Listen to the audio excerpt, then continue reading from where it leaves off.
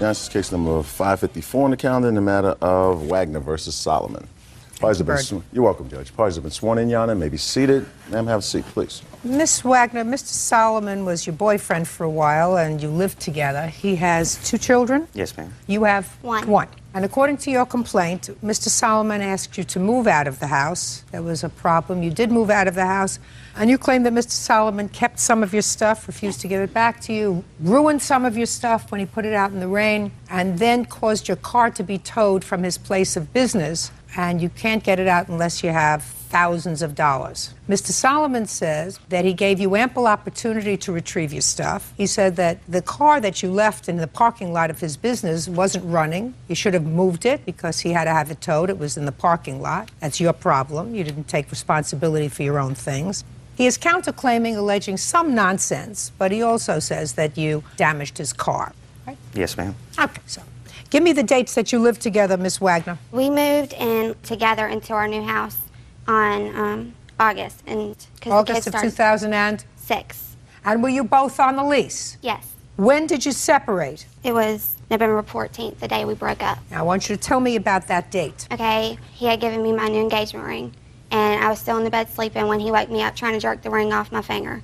And I was asking what he was doing. He said that he found out that I cheated on him, that he wanted us to break up, and that it was over for me to leave. So he jerked me up by my arm. I called her. She came and picked me and my son up, and we left. November 14th? Yes. When for the first time did you try to get your property? I came back on November 25th to get my things. Well, what'd you do between November 14th and the 25th? He wouldn't let me come to his house. Is that right, sir? No, ma'am, that's not true. And yes, sir. Okay.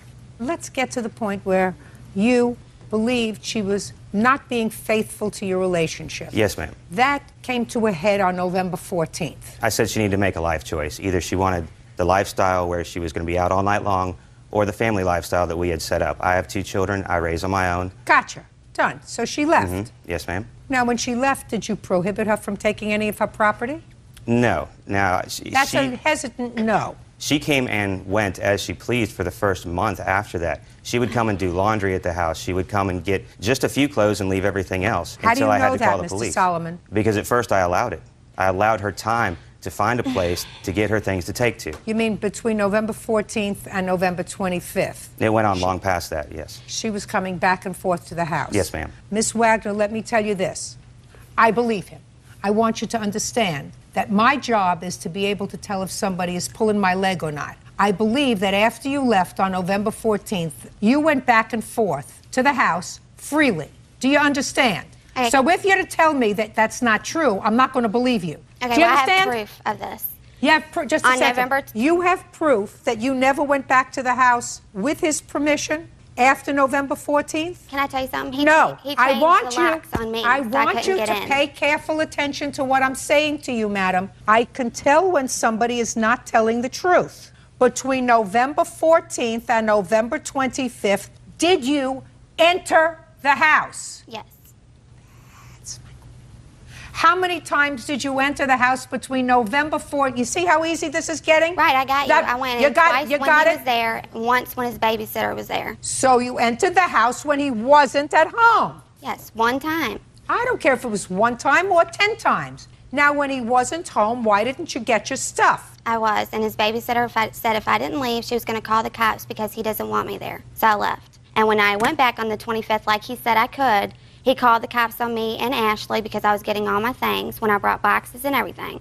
And the cops said I had to leave. Was there a time, I've read his answer, that Mr. Solomon spoke to your aunt about you coming to the house to get your property? Yes.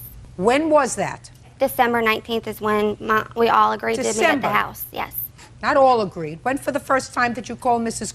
to tell her to at least accompany Miss Wagner to the house? I went to her place of employment and had a long conversation with her, and Miss agreed to be the go-between, and that she would be present at the time, and she would be there when she came to get her things. It wouldn't be an argument. And that happened December 19th? Is that when the arrangement was made? Somewhere close to that. Fine. Now what happened, Miss Wagner? Okay, I went over there. Look at me. I went over there on the 19th. With your aunt? No, she said she wasn't going to come. It was just going to be me, that I needed to go down there. That was the arrangement. The arrangement that was made with Mr. Solomon and your aunt was she said she would accompany you. She didn't have enough time to do whatever she had to do, so she said that I needed to come by myself.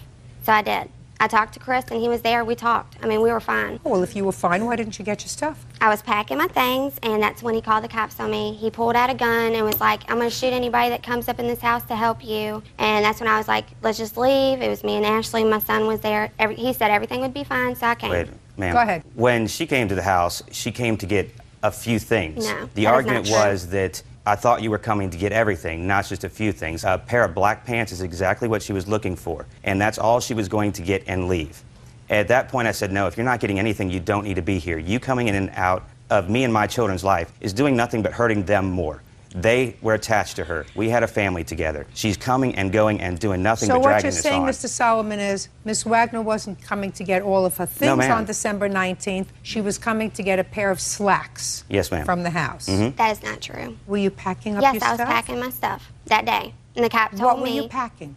all my things. I was in the laundry room at the time packing up all the clothes in the bags, and I was packing up all the stuff, and when I walked back in the kitchen to go get more boxes, that's when he pulled the gun out and was like, anybody that comes in here, because I was on the phone saying, can you please come help me with the truck so I can get everything. And he was like, Who if were you... you talking to? Her boyfriend, Jamie, Why wasn't Jamie there with the truck? Why were you calling him? because I needed somebody with a truck to come help me. Well, why weren't those arrangements made before, Miss Because Wagner? he said he was going to use his truck to help me move everything. We were still talking. Everything was fine. Go ahead. Well, when I went back through the thing, he pulled out the gun, all that kind of stuff happened, and he was like, if you're not going to be with me and you don't want a family, to leave. And I was like, just let me get my stuff. It's not going to take me that long. I don't have that much stuff at the house. And when he told me to leave, he said, fine, I'm just going to call the cops. Well, I'd already called the cops because he had pulled the gun out after I got off the phone with Jamie, and I said I was going to leave. I'd rather have a cop there when I'm packing all my stuff. Why didn't you bring your aunt? It would have been much easier. That's who we made arrangements with. She didn't want to come. I'm not so sure about that. Judge Judy continues in a moment. You mean after he pulled the gun on you, after you called the police on him, you spent Christmas morning together with him, opening up presents with the For children? the kids, yes. And later today, What you're telling me is that she held the plane tickets over your head in order to get you to sign the lease. That's ridiculous. You sound ridiculous, like a ridiculous baby.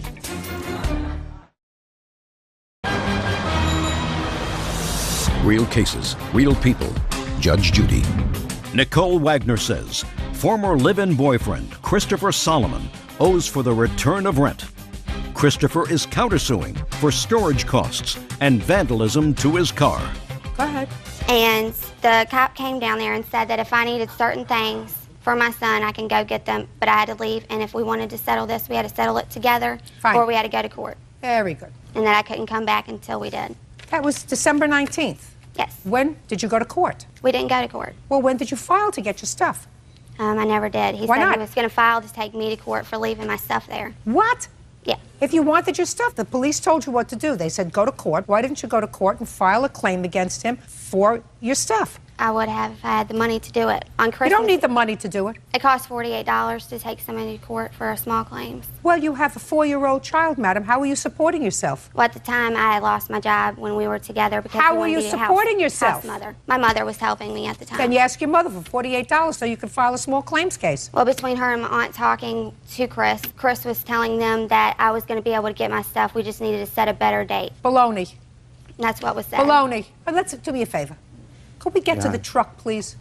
When did you leave your truck at his place of business? When we were together, we What had left month? it there. What month? I'm not sure. It broke down, I think, in August. And you just left it at the parking lot? Right. You left in November. Right. Why didn't you take your truck? Because he gave me time to find a home for me and my son to live in. Oh, so he was just a And- second. So after November, now what you're telling me is, Miss Wagner, When we were broke now up- what you're telling me is that after he threw you out in November, We he spoke gave you plenty of times after that. he gave you time to find a place to live, which was very nice after he believed that you were cheating. Right. He gave you time to find a place to live and get settled. That's what you're telling me. Correct. So it wasn't all terrible. And that included finding a place where you could take your truck that had broken down in August. Right. How long did he give you? He said I can have until January 31st to move my truck. January 31st. That was the date. Is that the date you gave her, On a sir? Wednesday. No, Is that ma'am. the date you gave her? No, ma'am. She makes things up as she goes I even- along. She doesn't No, realize that when it's I not. tell her things, that I can tell when somebody is lying to me, that I can tell. Ma'am, I have When a did picture you here. have the truck towed, sir? Give me the date. January 1st. January 1st. So you had the whole month of December, Right. Yeah, the whole month of December, after things were not going well. You should have moved your truck. Well, we only started talking after December 25th. And after that, he said that I could have up until January 31st to move my truck.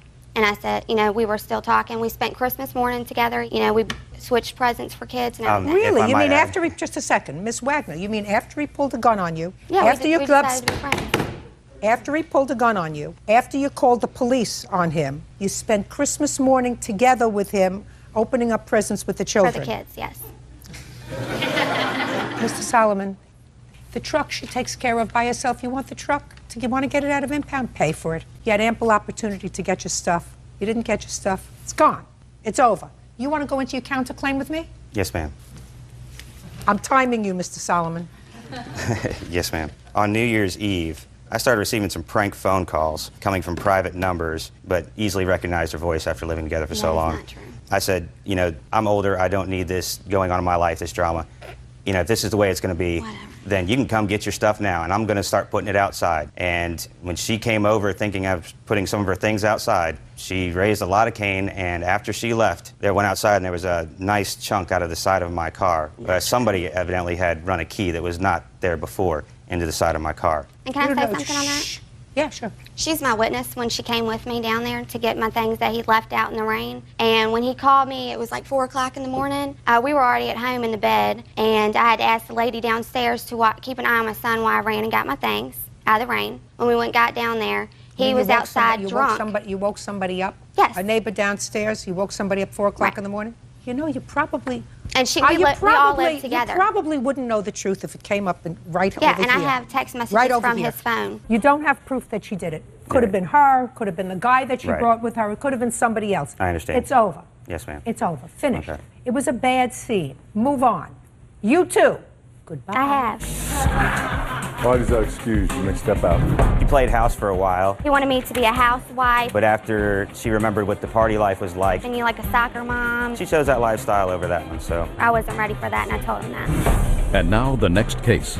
All parties in the matter of Oriole versus Stuckenschneider. Step forward, please. Heather Oriole is suing her ex-boyfriend, John Stuckenschneider, for mortgage payments, the cost of an airline ticket, and harassment.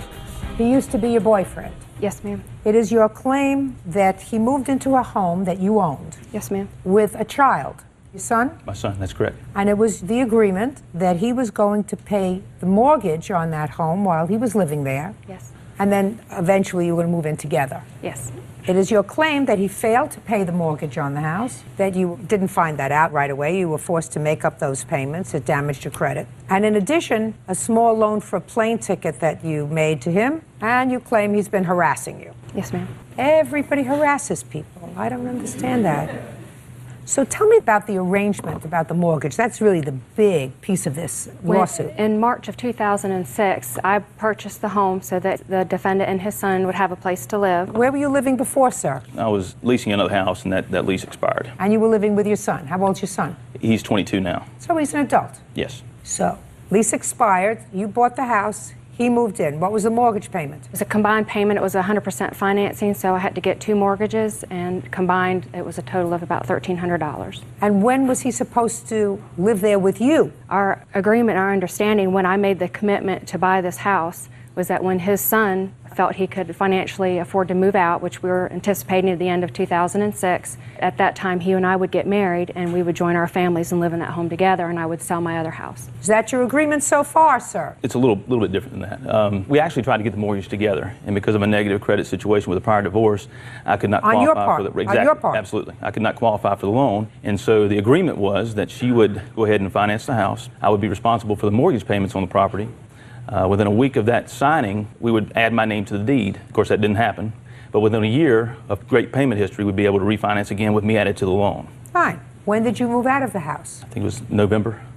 Of 06? Yes. How many mortgage payments did you make? I made 3 or 4. I actually have my bank statements that reflect that, then they're highlighted here. Well, you moved in March or April. I can't remember exactly when we closed, but it was right after. It was right at the 1st of April when he moved in. Okay. You should have made 7 mortgage payments. If I had been current, which didn't happen. Well, so I got it. Right.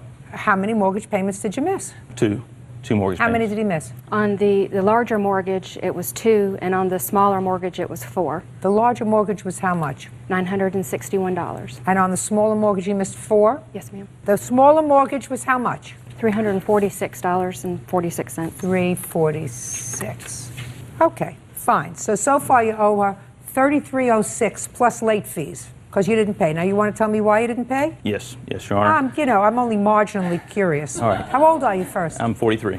43. What do you Yes. do for a living? I'm in the insurance business. Go ahead. I moved in the house, made the mortgage payments. I was in a new career. It was going great for the first few months, and I was making the payments, and then the certain promises that were made to me by the company didn't materialize. I lost bonuses that I thought were coming to me.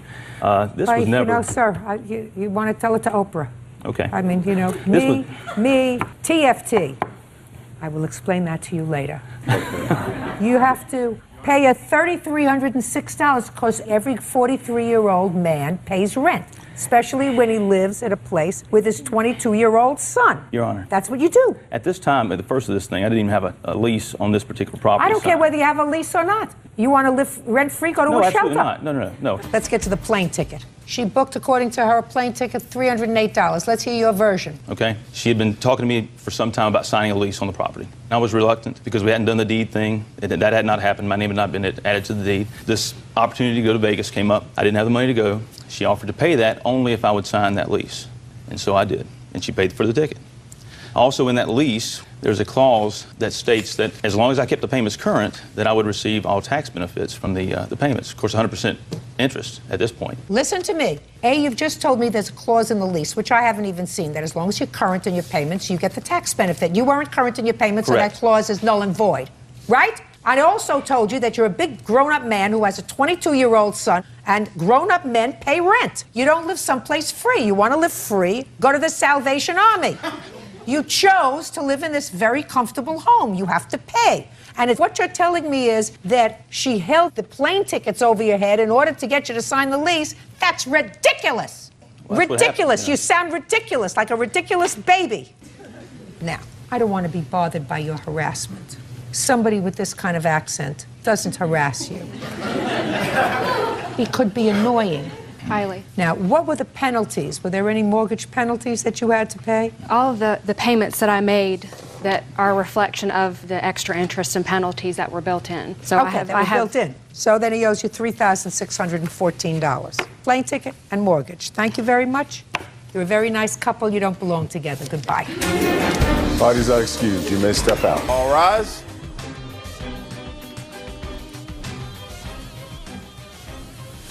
Now, this is case number 538 on the calendar in the matter of Bierce versus Bierce. Thank you. You're welcome, Judge. Parties have been sworn in. You may be seated. Sir, have a seat. Mr. Bierce, the defendant is your former wife. You have one child. I have 2 children, ma'am. How old are they? My son is 24. My daughter is now 17.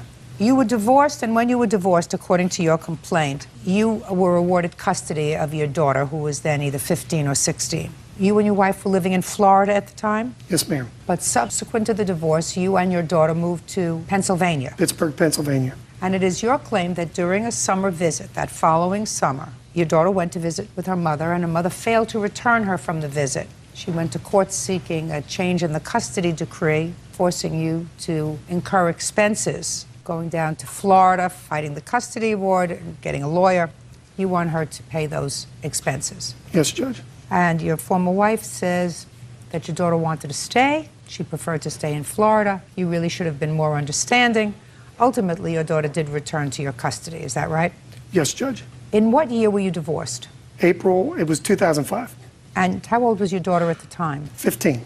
Was there a consent that your daughter remain in your custody? Basically, my ex-wife wanted the divorce. She said if I give her the house, if I give her all the furniture, half the bank account, the main car, all that stuff, I could have my daughter. And she also knew that if she went through with a divorce, that I told her I was going back to Pittsburgh because I had nothing left in Florida. Were you raised in Pittsburgh? Yes, ma'am. That's where my family's at. And I wanted to provide that type of family environment for my daughter when I had custody of her. How long had you been living in Florida? I got stationed there in 2000, and I retired. So it was a relatively short period of time. Yeah, I retired out of the Navy out of Jacksonville, Florida. Where's your son? Right now, he's living with me, Judge. He was in the Navy for 5, yes. Okay, so he's living with you now.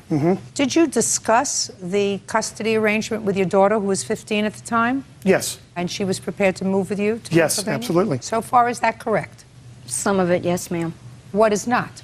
Well, I believe my ex-husband stating that about the house issue and all.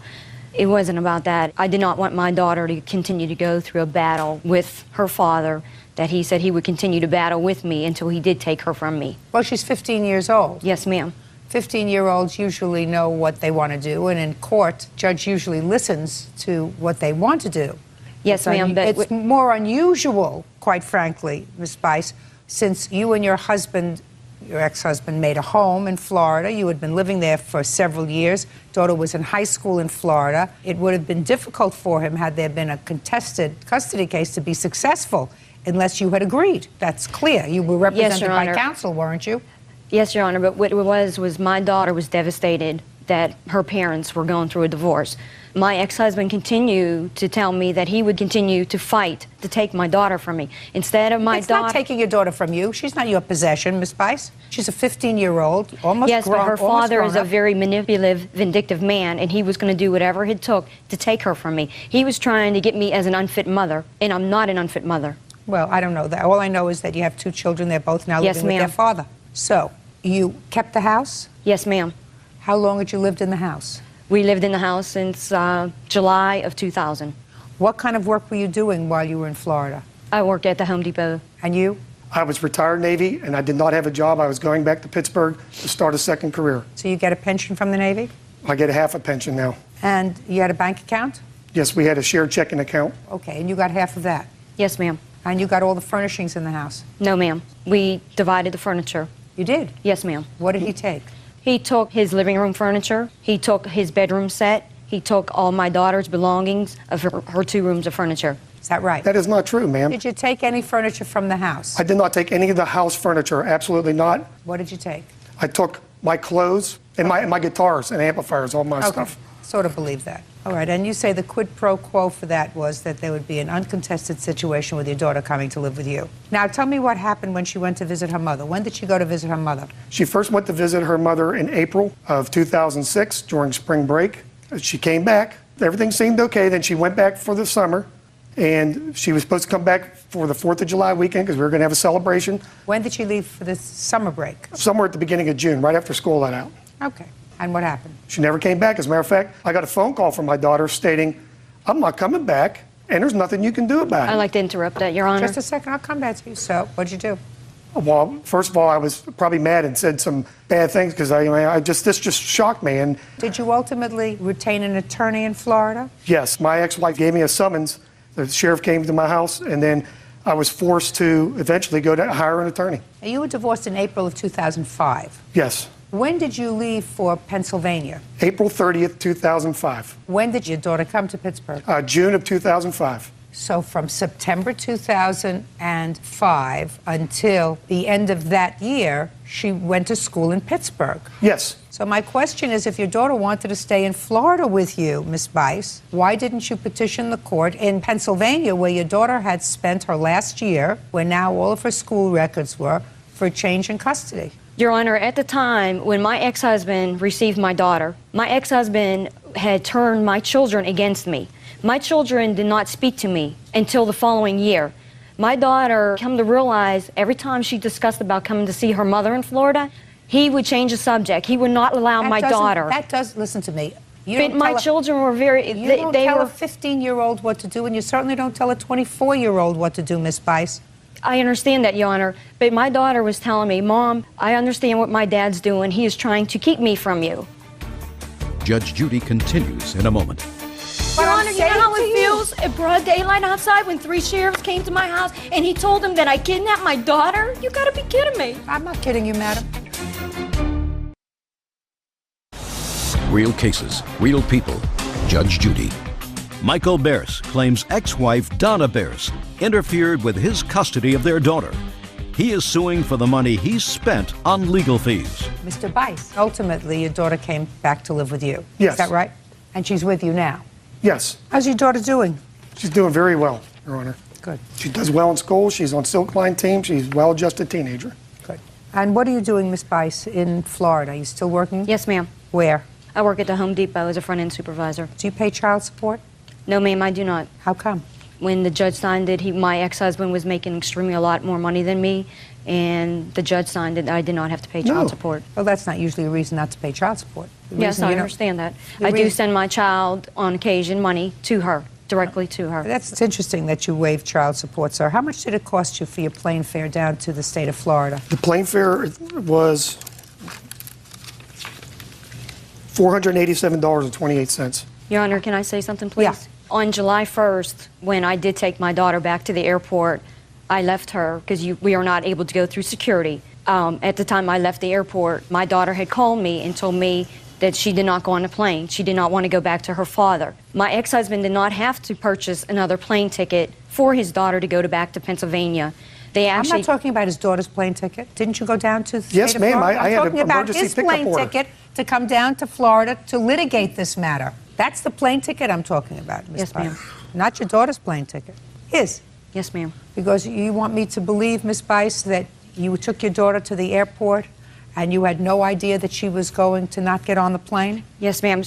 I have her boarding pass showing that I did take my child to the airport. Well, I believe that you took her to the airport, but what I'm saying to you is you want me to believe that when you took her to the airport, you had not had any discussions with her about not getting on the plane. We discussed about she was going back to her father until the issue that I had reopened on June 19th was resolved. Which was?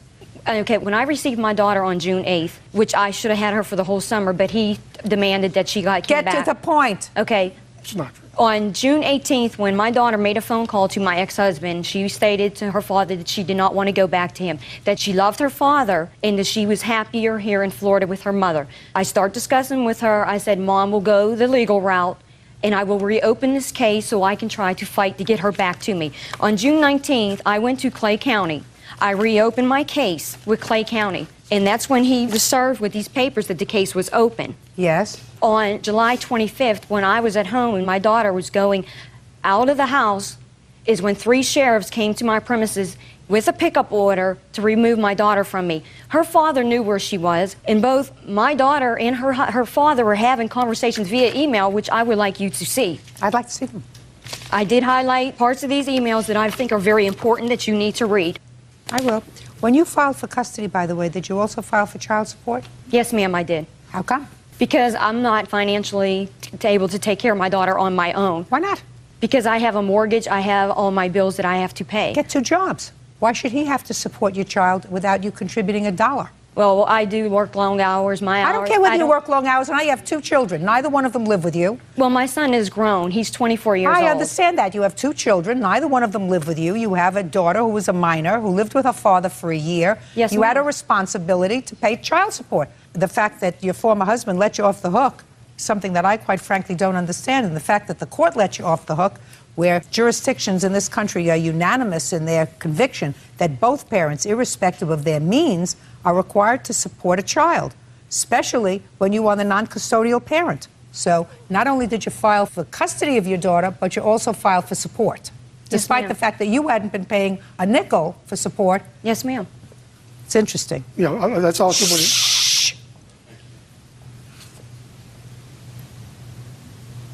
Did your daughter ever discuss with you, Mrs. Bice, the part of the petition that you filed in Florida and dropping any request for support? No, ma'am. I don't believe you. I don't believe that your daughter didn't at some point say to you, Dad says it's all about money, it's all about the child support that you want. Would you tell Dad that you don't want any support, just let me live here with you? I don't believe that this girl who wrote these emails didn't say that to you, Ms. Bice. At some point or another, Your Honor, when Cynthia would talk to me, Just get to the point. Did your daughter ever discuss with you, Dad says that this is all about the money? I love my daughter, Your Honor. Just answer my question. Did she ever say to you, would you drop all the requests for more money and just let me live with you? The answer is either yes or no. Yes, Your Honor, in the past. She did. Yes, she has. Of course she did. And did you say, yes, I'll drop all the requests for money? Right now, I am.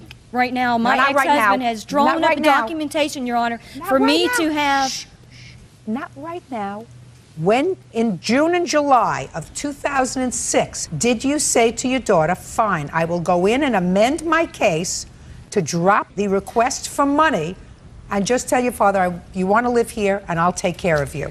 Your Honor, my ex-husband would still not give the child up. That's not what I asked you. There is no question in my mind after reading these emails that your teenage daughter liked her life in Florida. She liked her friends. She was there for the summer. It's pleasant. The weather is good, whatever it was. And she said, you know what? I think I'm going to stay with my mom, because that's what happens with teenagers. And the fact that you feel as if you've been duped, which is the way you feel. You gave up your house. You gave up your furniture. You gave up without any contest half your savings, which you would have had to have given up anyway. And the quid pro quo, according to you, was that your daughter came to live with you in Pennsylvania, away from where she had lived really for all the time she was a teenager. And then when she had an opportunity to go back, she said to her mother, you know, I like it here. I think I'd like to stay. I love my father. He's treated me very well. I like his family. She says all that to you. But I'm a teenager. I'm 16 years old. I'm happy. I can drive here in Florida when I'm 16. I can do lots more things here. So I think I'm going to stay. And her mother took the ball and ran with it.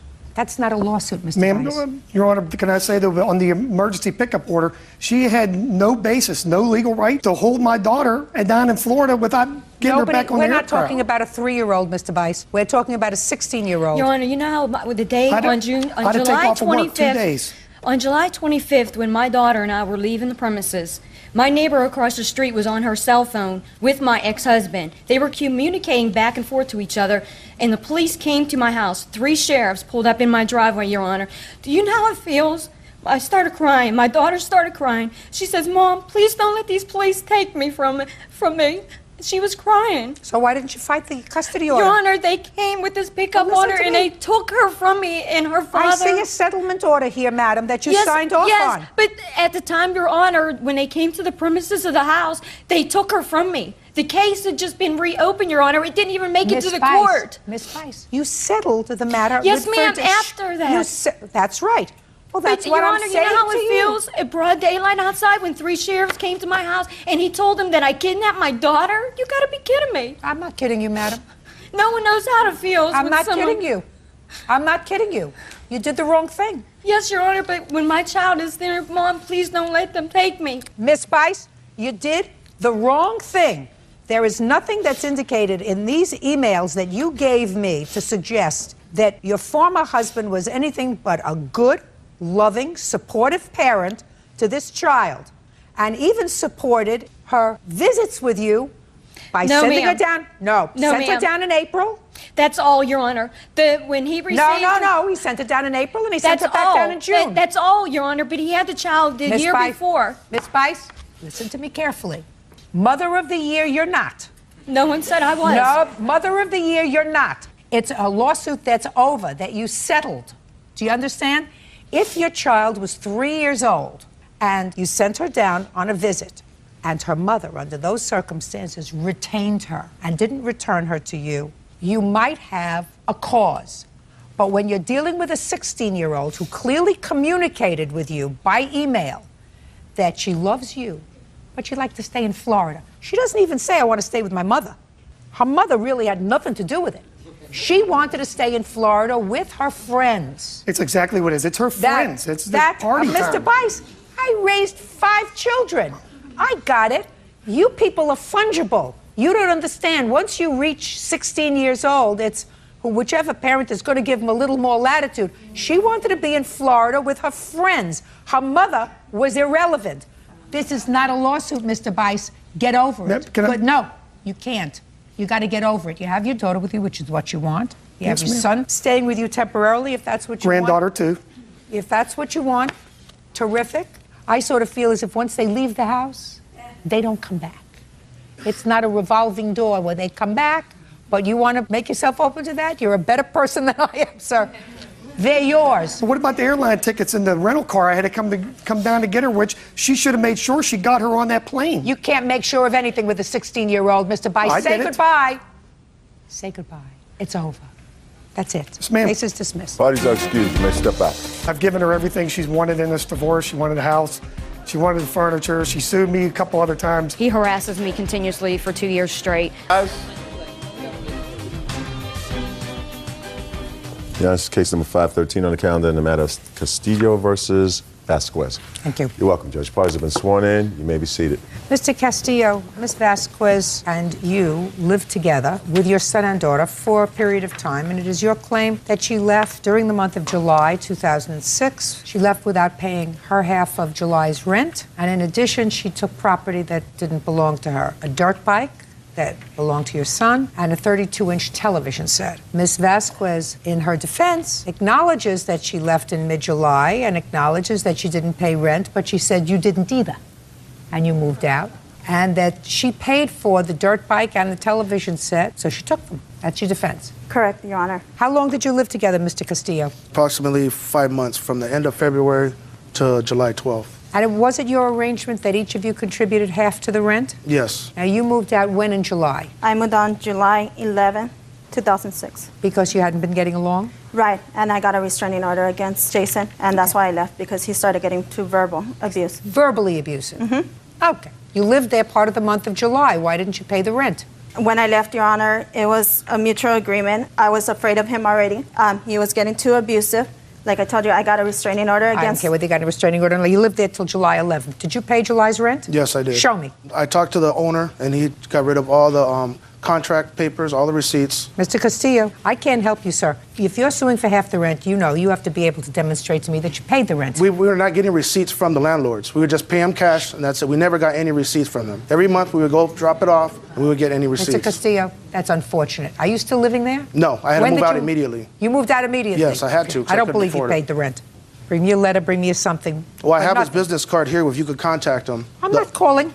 Well, I have his card. He said that he doesn't have anything on file anymore. Well, if he has nothing on file, so what is he doing? Relying on memory that you paid July's rent? When did you move out in July? What date? It was 2 weeks after Ms. Vasquez left. I had to clean up. Okay, so forget July's rent. I'm not even entertaining that because I don't believe that you paid it. Next.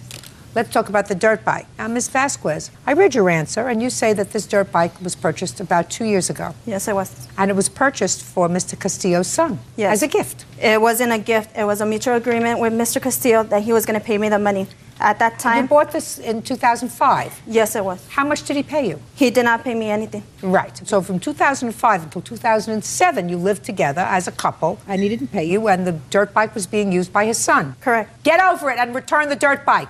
Well, Your Honor, I have a text message from Mr. Castillo that says, keep the damn bike, he'll just get a new one. Fine. But now he's suing you. So you have to give it back to him. I paid for that dirt bike, Your Honor. Listen to me. I understand you paid for it. It was given as a gift, and there were no payments made on it for 2 years to you. You can't make a gift a loan because you no longer get along, Miss Vasquez. The dirt bike goes back. Do you understand? Your Honor, I paid for the dirt bike. He never paid anything. Hey, listen to me. I never agreed to give it a gift as him. You are here for me to determine what is fair and what is legal. Do you understand? Yes, Your Honor. The dirt bike will be given back to him with a marshal if necessary, and it shouldn't be necessary because the dirt bike belongs to his son.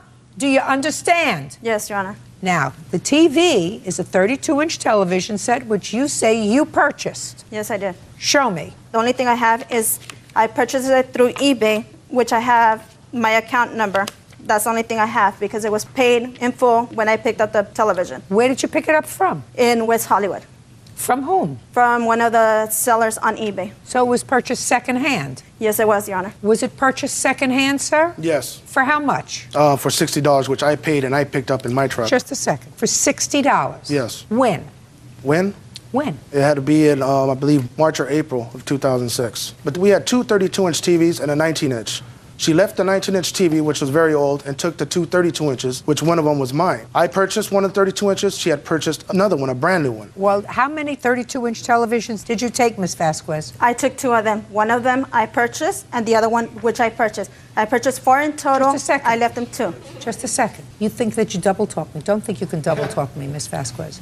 You took two 32-inch television sets. Yes. You just told me you purchased one on eBay. Yes. Where was the other one purchased from? It was purchased on Walmart, Your Honor. Show me the bill. I don't have the bill for that television. One of them goes back to him. Which one? Neither one, because he didn't purchase any of them. I Listen left to me. them You two have other to. televisions. You have to get it. That you didn't come here because you were coming to a tea dance. You came here because you submitted to my jurisdiction. And because you were angry, because you were annoyed, because you no longer cared for him or whatever, doesn't mean that when you submit yourself to the jurisdiction of the court, you don't listen. You are returning the bike because I said so, and you're returning one of the TVs because I said so, because that's fair. And if you don't like it, that's too bad. One TV and the dirt bike are returned to him 5 days from today. You get it? Yes, Your Honor. Anything else, sir? I paid July's rent. I'm not lying about that. Mr. Castillo, I don't care what you say, sir. Proof is what I want. Okay. You have none. Well, all the paperwork I had, all the contracts were stolen when she left the house empty. Where did you think you were coming today? To the beach, Mr. Castillo? Oh, no. You get something from the landlord indicating that you were current in your rent when you moved out. Well, the You only have contract not. in existence she took when she cleaned out the house. Listen to me. The landlord didn't die. Did he or she? No, they didn't. But the house exchanged owners. That's unfortunate, Mr. Okay. Castillo. Get over it. You get it? I get it. Perfect. Dirt bike, one of the TVs, goes back to him within 5 days. You can use a marshal to get it if that's necessary. We will prepare an order. Thank you. That's all. Parties are excused. You may step out, so wait here. She tried to make me look like the animal or whatever. I've had enough with him. The real animal stole something from my son and myself. I just didn't want to deal with him anymore. At least I get to go home and tell my son he's getting his bike back. And now the next case. All parties in the matter of Worst versus Hart. Step forward. 25-year-old Rebecca Worst is suing her ex-boyfriend, Jeremy Hart, for several unpaid loans. Miss Worst, the defendant is your former live-in boyfriend. You claim that he owes you for a series of loans. Mr. Hart says he doesn't owe you a dime. You control the money, not only joint money, but his money. And if he owed you any money, you should have taken it out of the money that you were controlling. Now, Mr. Hart, in his response, indicates, and you agree in your complaint, that there came a time when you believed that you could best handle his finances. He would give you his paycheck, you would put it in the bank and pay his bills with it. Is that how it worked? We had a joint account set up in the beginning, and both of our money would go in there, and I would... Okay. So you had a joint account. Correct. And he was working. Correct. How much money were you earning, Mr. Hart? Weekly, I'd say about between $550 and $600. And you would put your whole paycheck in that joint account? I would. And then you would draw out money as you needed it for cash, for spending money. Is that correct? Correct. And who took care of the bills? I did. His bills and your bills? And joint bills? Correct. Perfect. So you treated it as if you were sort of a married couple. Is that what you're telling me? Correct. Is that right, sir? Yes, it is. Okay, fine. So you tell me what you believe he owes you money for. Judge Judy continues in a moment. Did you understand what you just said, Miss Worst? I'm just saying that. I'm just saying to you, let me tell you what you just said. And later today, Could you try to stand still? I'm nervous. I know. But try to be nervous within yourself. Don't make me a co-conspirator in your nervousness by jumping around. It sort of makes me nuts.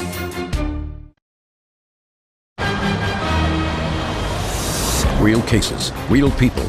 Judge Judy. Rebecca Worst claims ex-boyfriend Jeremy Hart owes for several unpaid loans. Go ahead. There were certain purchases put on my credit cards because Jeremy had bad credit. What did he put on your credit card? There were some car repairs for his Volkswagen Jetta. What else? Also, for his tuition, he wanted to start back up school. He was going to be getting loans, but the school needed money right away. I thought he would pay me back. Just a second. Where did that money come from? My credit card. And your credit card payment was paid out of this joint account? Correct. It was paid out of the joint account, but we had our separate checking accounts. And in January, he put his check into his own checking account, and I put my check in my own checking account, and we were combining money to pay bills. Miss Worst, listen to me very carefully. All right. On this credit card, was there anything other than the car repair? Yes, there were. You're right. And that credit card payment that was made did not delineate what was being paid off. Your makeup, your hairdo versus his car payment. You made one payment to the credit card company. Okay. You don't get reimbursed for that. You don't. If you choose to set up a joint checking account and he puts his whole check in the checking account and you put your check in the checking account and there are his bills and your bills and joint bills, no court is going to waste their time trying to separate that. Now, let's move on. In January, somebody must have gotten fed up with the way the finances were working in January. Yes. Who was it that got fed up? You. What happened after January? Well, we had these outstanding credit card bills that Listen to me. I'm not interested in the credit card bills. When was the tuition loan that you allege? These loans were made back in 05 before the account was split. Okay. When did you separate? We broke up in June of 06. And when, for the first time after June of 06, did you tell him that he owed you money? The day we broke up, we discussed it, and he agreed he owed me the money and that he would be getting it to me. What did he say he owed you money for? The car repairs, the tuition. Is that right, sir? I didn't say it. There was never any. No, look at me. What's up? Oh, Don't look down there.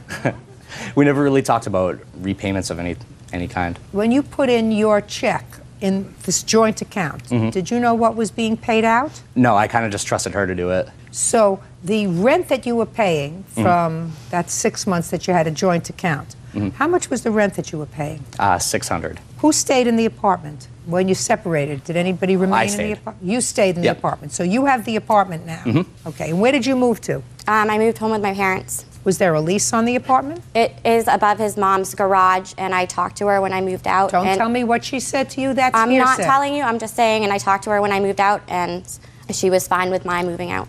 That's hearsay. Okay. Ms. Worst. All right. Don't look down there. You knew exactly what I was saying. I said, don't tell me what she said. That's hearsay. Okay. So when you say she says it's fine that I moved out, that's hearsay. Okay. Okay.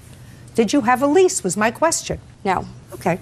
So you stayed because it's your mother's place. Yeah, I'm trying to help her out by. Yes, would be the answer. And did you pay the rent from the joint account, or did he? I did. How much were you earning at the time? I was working 60 hours a week, so between $600 and $650. So you were earning pretty much the same thing. Even though I'm earning a weekly amount that looks the same as him, I'm working my way through grad school, and I'm paying my grad loans and my books and my tuition. Mr. Hart was not? Correct. So that the majority of what he put in, which was the same thing that you put into the joint account, was spent on household bills, while according to what you just said to me, what you were paying for out of what you were earning was grad school. I have a budget, so I was able to afford to put money towards both. Did you understand what you just said, Miss Worst? I'm just saying that. I'm just saying to you, let me tell you what you just said. All right. He was earning $550 a week. Correct. And you were earning, you said, about $600 a week. Correct. So I said you were earning about the same thing. You said to me, yes, but I was spending a lot of what I was earning on my graduate school. I'm putting myself through graduate school. That would suggest that since he was not, the majority of what he was putting into the account was spent on household bills. No, it was spent on himself. Get over it, put a period, and say goodbye. Goodbye to him.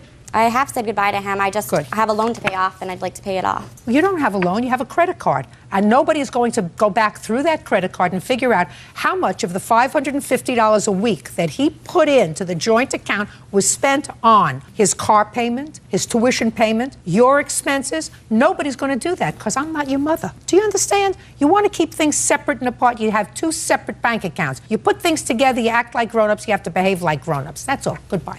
Parties are excused. You may step out. She tried to change around who I was. It's hard to pay off the bills. Stay at home daddy. When somebody says they're going to help you and they don't. White picket fence type. He didn't have enough money to go buy beers and go out with the boys. I said good luck. And now the next case. All parties in the matter of Latore versus Hanlon. Step forward. Alexandra Latore says ex-boyfriend Anthony Hanlon owes for several unpaid loans. Miss Latore, this used to be your boyfriend. Yeah, he claims not though. And is your claim that he scammed you out of some money? Yeah, basically. Mr. Hanlon says that he never scammed you out of any money. Pretty much you're a nut. Is that your defense, sir? Yes, ma'am. That's a good one. Tell me about the first bit of money that you gave to Mr. Hanlon. Well, we met back towards the end of March in 06, and at that time... Could you try to stand still? I'm nervous. I know, but try to be nervous within yourself. Don't make me a co-conspirator in your nervousness by jumping around. It sort of makes me nuts. Well, the first bit of money came when I got my taxes on April 15th, 06. And he took me and my kids to Target to go buy some stuff for my kids. And he had called me outside and asked me if he could borrow $200 because he needed to pay his insurance to his car. And I was like, okay. He said he'll pay me back. That was the first. So we kept seeing each other after that daily, whatnot. And it came around where I had brought to his attention I was looking for an apartment because I wanted to get out of the transitional place I was at with my kids. And his cousin was moving out and she was offering to sublet the apartment. So that had a $1,000 money order that I had put to the side for my taxes. Out of that, I went and go cash and I gave him $700 to put a security for the apartment. Who did you give the money to? To Mr. Hanlon. Now, she gave you that money, Mr. Hanlon. No, ma'am. Who did she give the money to? I don't know. She didn't give me That's any a kind lie. of money. Did you tell her about this apartment that was available? I don't know anything about what she's talking about. Okay, go ahead. That was that, and then I kept coming around asking him, you know, what's going on with the money. He kept giving me excuses on the manager this. I was to the point where, you know what, I want to go myself, and I was going to get belligerent with the manager because he kept giving me the runaround that this manager was giving him about the money. He was like, well, if it's a problem, I'll have my cousin Leslie write you over a personal check. Then what happened was his car had got taken away, and he had called me to try to help him to get the car out. And I had told him, you know, I could help him out, but he was like, fishing for like the whole amount to get the car out. And so I was like, I can't help you. And he kind of got mad because I was like, I can't help you because I need to put my money in savings. So you didn't give him money for the car? No. That's Perfect. where it became a problem. Great. No. Go ahead. And at that time, we had talked about purchasing a car. And some guy was going to sell him a Regal. And he had talked about fixing it up. And then later on, the car would be left for me and the kids and when I had the baby. Can we get on with it, please? So I gave him $1,000 basically. And he had put that in his bank account. And he didn't buy the Regal because we talked about going to auction. So he was renting a car and he needed $300 up front. So that was the $300 I gave to him out of my purse. And he was supposed to give that back to me. He never did. So when he rented the car after the weekend was over, he decided to leave. And when he decided to leave, he told me that he was going to give me back the $1,000, and that never happened either. Go. Only thing I know about Your Honor is the $500 that I had totally owe her, and that's for the $300 for the car this year, let me rent recently, and $200 miscellaneous cash for gas money. That's and not I told her, true. no problem, I will reimburse you that back. Talk to me about the $1,000 that she says she gave you to put down on a car. I don't know anything about that. Any proof that you gave him $1,000? A check? It was Copy of a money? cash. Copy of a money order?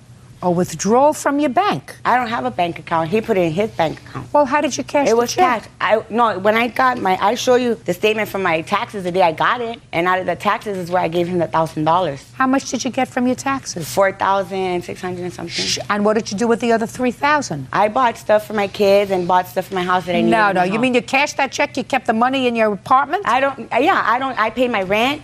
And I give him some, because I don't keep cash. I don't have a bank account, basically. I don't have a bank account. Miss Latour, I don't believe a word you just said to me. Okay. Now, she says you also took her son's PlayStation. Was it her? Her son's PlayStation. Yeah. Her son's PlayStation. Look at me. I have a PlayStation. Yes, ma'am, I do, absolutely. But that was not for her son. She specifically bought the gift and gave it to me and said, here, this is yours. She purchased That's a lie. 2 PlayStations. That's a lie. 2 of them, At both. the same time? I would hope so. She brought them home at the same time to her house while I was there. Will you return the PlayStation, Yes, sir? ma'am, Perfect. with the quickness. Very good. 1 PlayStation there. So you return the PlayStation to her? No problem. It will be returned. Is it in good condition? It's still in good condition. I have the box and everything, ma'am. Within 5 days, it goes back to her. Yes, ma'am. Before that, Along today. with the $500 that you borrowed from her. Whenever I get it, yes, I will get No, that. now. I don't have that now. You'll get it now. Oh. That's the judgment. $500 on the PlayStation. Clear? Clear. Very good. Thank you. That's all. Parties are excused. Ms. Steps, this is case number 449 on the calendar in the matter of Anashevska versus Lutz Henry.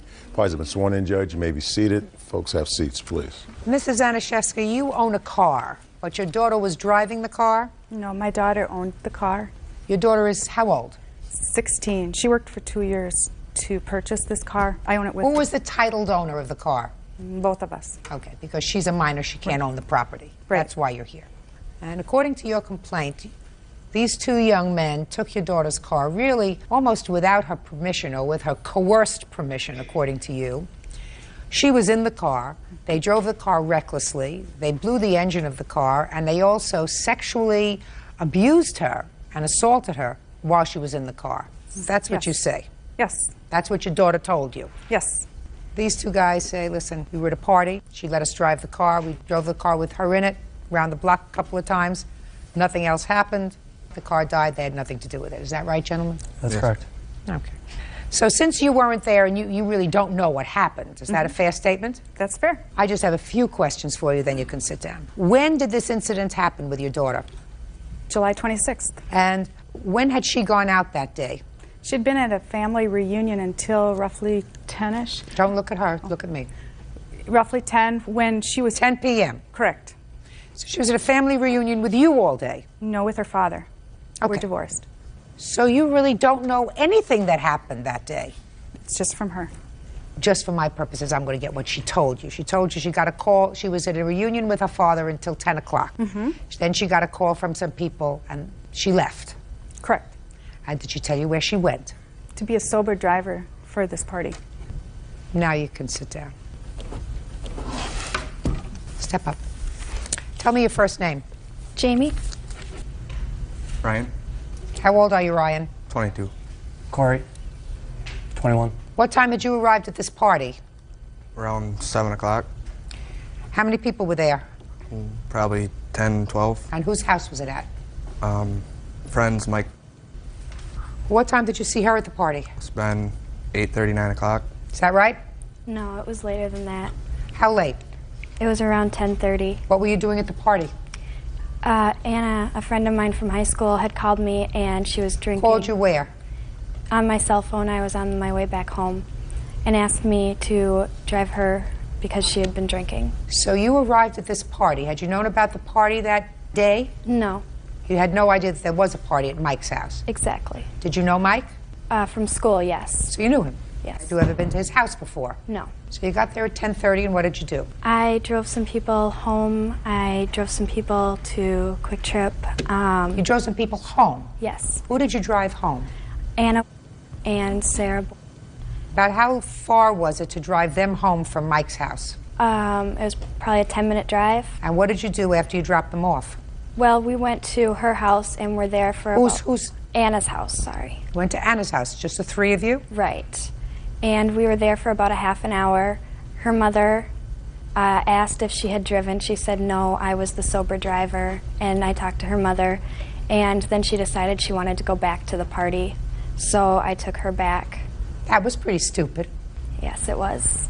So you took her back to the party. Where was her mother when you decided to take her back to the party? She went to sleep. So, Jamie, I'm not stupid. Maybe your mother's willing to believe all this nonsense that you told her. I'm not. Because if you went to pick up your friend because you wanted to be a good Samaritan and your friend had been drinking and you took her home, then you say, so your mother is saying, you're a very responsible young lady. But a very responsible young lady doesn't say, okay, then I'm going to take you back to the party so we could all party. I had no intention of letting that happen. Then you go home. You don't drive back another 10 minutes to take her to a party. Now, when you took her back to the party, what was your intention? Everyone seemed like they were staying there, so I wasn't needed anymore. What do you mean you weren't needed anymore? You went to pick her up because she had been drinking too much to drive home. You take her home. She decides to go back to the party to drink some more, so you decide that she doesn't need you anymore, and you were leaving. My main goal was that nobody drove drunk that night. Then you shouldn't have taken her back. I'm telling you, madam, your mother may believe this nonsense that you told her.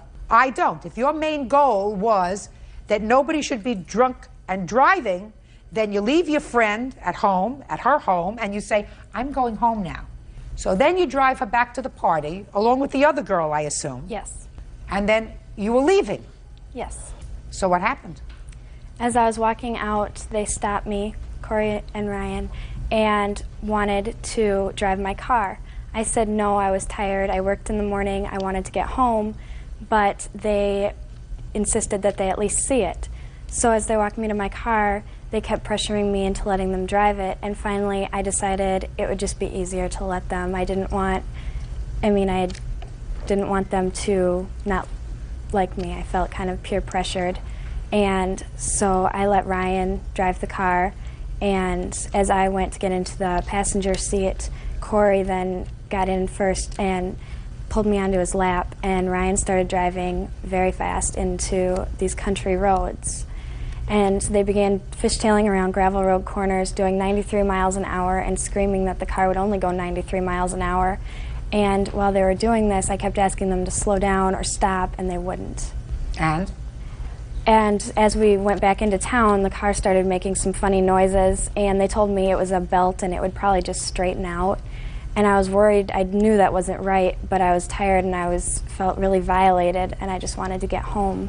Why did you feel violated? Because while Ryan was totaling my car, Corey continued to try to grope my breasts and to get his hands in my pants, and I kept trying to have to fight him off, and he wouldn't stop.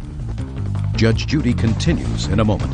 She kind of started making moves at me and Ryan. I want you to show me with Ryan. Ryan's next to you. How she rubbed up against you, sir. Kind of like this, and then, kind of back and forth, and sitting on my lap. She was rubbing my leg and stuff like that. Real cases, real people. Judge Judy. 18-year-old Jamie Swanson claims former friends Ryan Lutz and Corey Henry damaged her car during a party. Jamie also says Corey sexually assaulted her. What time did you get back? It was about 12:31. Well, let me figure this timeline out.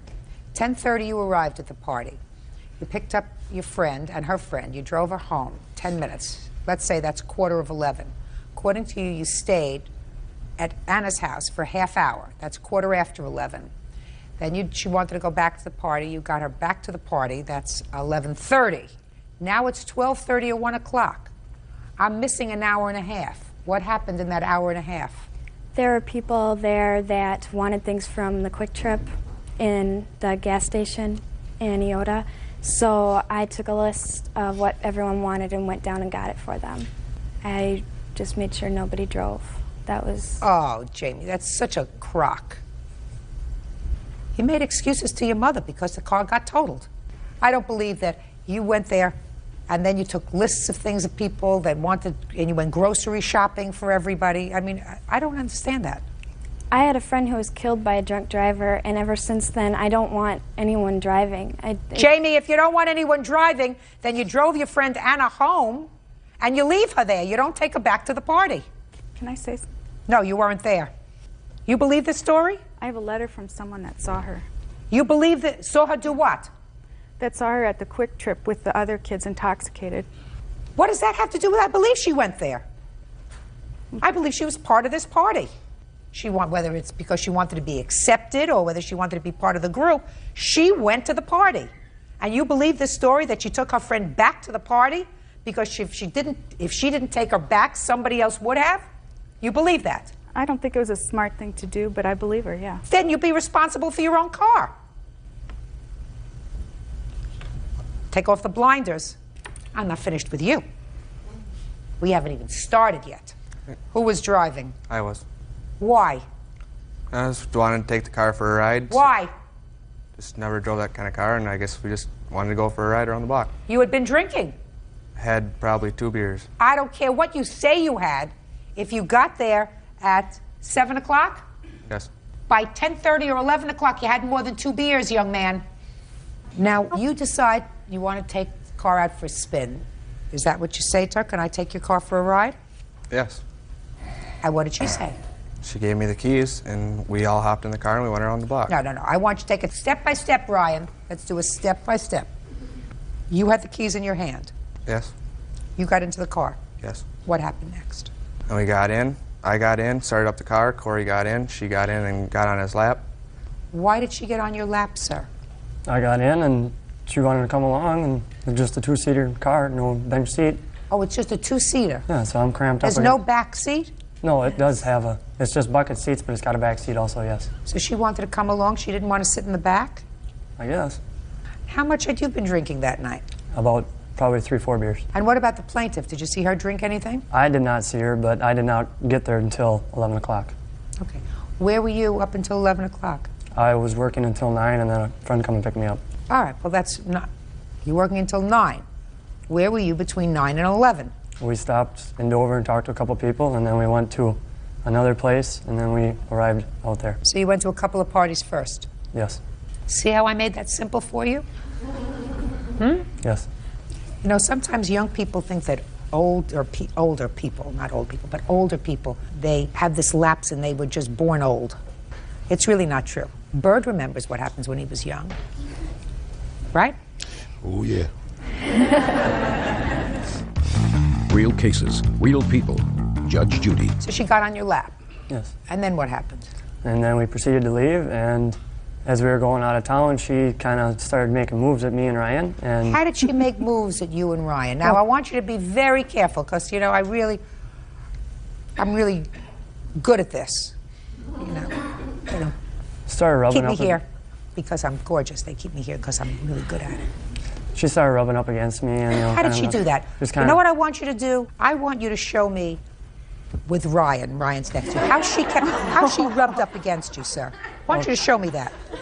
She was kind of like this, and then kind of, rubbing on my shoulder. Which I want to see. Going like this and rubbing my arm and leg. And she was rubbing your arm? Yes. Yeah? Yes. Well, she must have had her arm around your arm, is that right? Correct. Show me how she had her arm around. Kind of like this, and then, kind of back and forth, and sitting on my lap, she was rubbing my leg and stuff like that. Yeah. Go ahead. And, I said, no, I didn't want nothing to do with it. I didn't know her. Just a second. Shh, please. Please. You said, I don't want nothing to do with that. That is correct. And what did she say to you? She didn't say nothing. Did she stop? Yes, she did. How fast were you driving? 60, 65, 70 maybe. I don't know. I couldn't see the speedometer. Fast? Not out of... 60, 65, and 70. You weren't on a highway, were you? There was... You weren't on a highway the entire way, were you? No, not the entire way. What happened when you got back to the party? After we got out, I realized that we were kind of blocking this neighbor's driveway, and I'd mentioned that to Ryan, and he proceeded to get back in the car, and they wouldn't start. And after that, we tried to pop the hood to see if we could see what was going on or try and get it started, and we couldn't do that. So now the car doesn't start. You had the car towed, is that right? Yes. Now, at what point, Jamie, did you call the police and tell them that you had been sexually assaulted by Corey? The next day after it happened. Can I see the police report, please?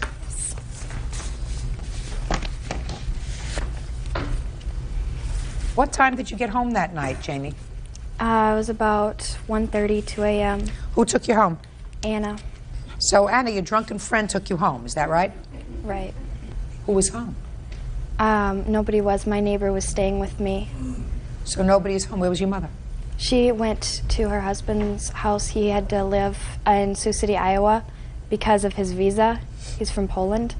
So instead of staying with your father where you had some supervision, you started to stay in your own house where you had no supervision. Is that right? My neighbor was staying with me. Your neighbor wasn't supervising you, madam. You were out until 1:30 in the morning, 2 o'clock. What kind of supervision is that? Not very good. You were having a party. Now, at what point did you find out that your car wasn't start, that the engine had blown on your car? The day after I had it towed, the mechanic looked at it. You had it towed? Yes. The next day? Yes. What time?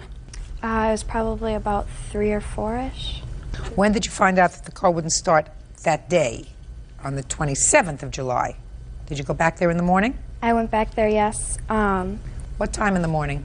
What was it? 9. And at that time, it wouldn't start? Right. Right? Okay. And did you call the mechanic? Yes. And told the mechanic, please come and tow the car? Or he said to you he would come and tow the car? It was a different towing service. It was AAA. So they towed the car. The mechanic... What time?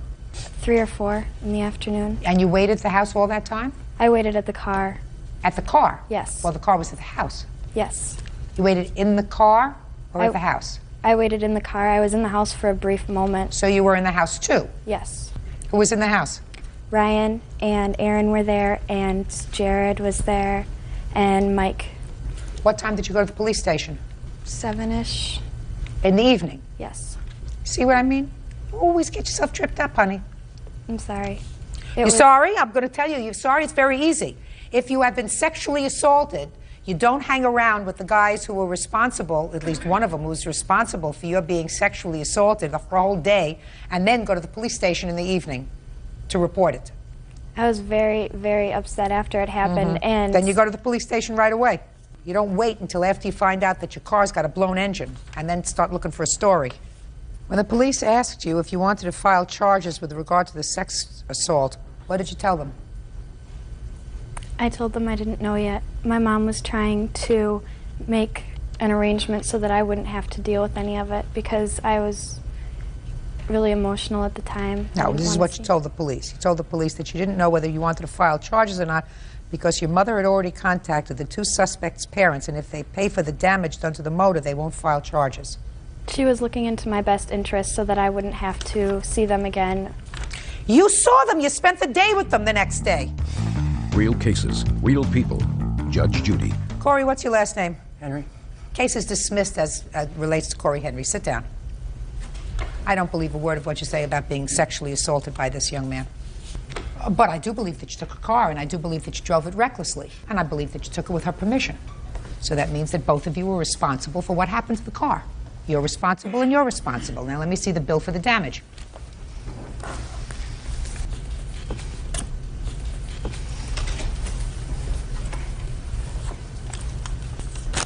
When you leave a 17-year-old alone, unsupervised, they get into trouble. You understand that? Yes. This is a bill for therapy. She's been in counseling ever since, and I have a letter from her psychiatrist stating that. It's your bill. Next time you stay home with your daughter. If you paid $2,600 for the car a year and a half ago, I've taken off $600 for the year that she drove the car, year and some months that she drove the car, leaving the value of the car $2,000. I consider both of you responsible. You responsible and you responsible for what happened to the car. Do you understand? Yes. So, she's going to pay some and you're going to pay some. Zamet Smith. Who's bothering you? That lady over there. Raise your hand if you're bothering Bird. Stop it. Thank you, Judge. Parties have been sworn in, Your Honor. You may be seated. Gentlemen, have seats. Stop it or step out. There you go. Who's Miss Zamet? I am, Your Honor. And you're Miss Smith? Yes. Which one is your son? Tony's my son. This one right here. Why don't you two lovely ladies sit down and let these two gentlemen come up here and see what I can do with, for, and to them. What is your first name? Tony. How old are you, Tony? 16. I'm 16 also. You have a name. Andy. The reason I asked these two young men to come up here is because their parents don't really know what happened here because they weren't involved. They just relay what their children tell them. Isn't that right? Correct. Okay. You purchased an all-terrain vehicle. Yes, Your Honor. It was a used one. Yes. And you left it in your yard? Yes. You came back after being gone for a week or so and you found that it was gone. Correct. Somehow they came into possession of your ATV. That's correct. And according to you, they damaged it substantially so that it really can't be used, and you want them to pay a substantial amount of money. They're parents. Yes. The parents say that the boys really did some creative decorating of your ATV. That's their answer, that they painted it and made it nice. But then somebody stole it from you, and those people that took it from you must be responsible for the damage. Is that what I'm getting? Yes, Your Honor. So, here we go. When did you purchase this ATV? On May 16th this year, because I got a job in Lake Arrowhead, and it calls for an all-terrain vehicle. And from whom did you purchase it? My father. And how much did you pay him for it? $12.50. You don't have a bill of sale, do you? Yes, I do. I'd like to see it. This is actually a paper trail from the original owner. Okay, I'd like to see it. Good. I love when people come prepared. Okay, do you live in a house, sir? Yes, I live with my mom. Is that where you brought the ATV? No, I bought it at my yard where I keep all my equipment. What at yard? this place right here. I am a groundskeeper at this Buddhist temple. In exchange, I keep my equipment there. Let me see it. And this is the front entry of where I drive in, and it's posted private property, no trespassing. These boys are trespassing. Let me see.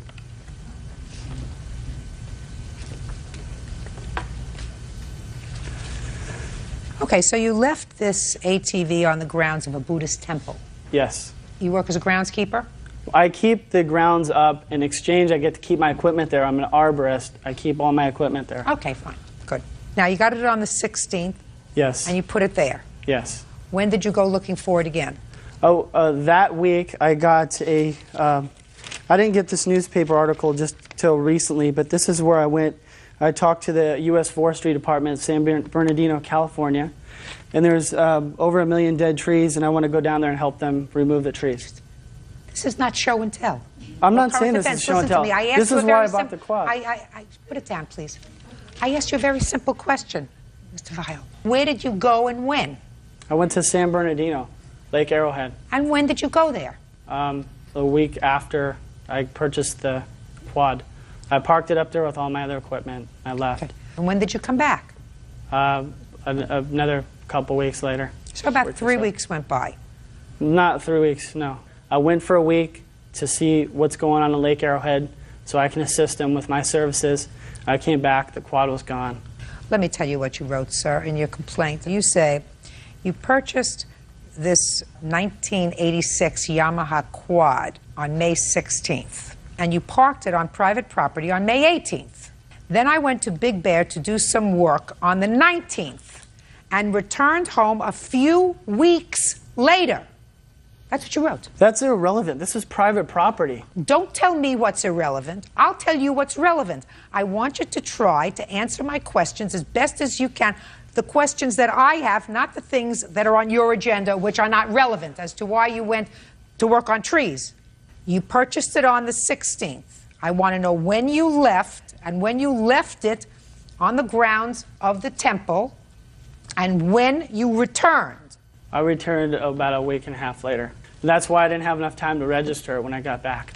I know you have your own agenda as far as your testimony, because what you're telling me is not relevant. What's relevant is when you left it there and when you came back and saw it missing. That's what I wanted to know. Did you file a police report? No, I didn't. Why not?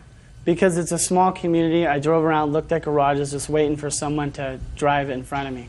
And I have a lot of eyes around the neighborhood, a lot of kids in the neighborhood. They know I had the quad. They gave me a note on my truck that they seen these boys driving it. And that's when I responded. What date did you get the note on your truck? I don't have the date. Well, actually, I do. It's on the police report, because that same day. Can I see the police report, please?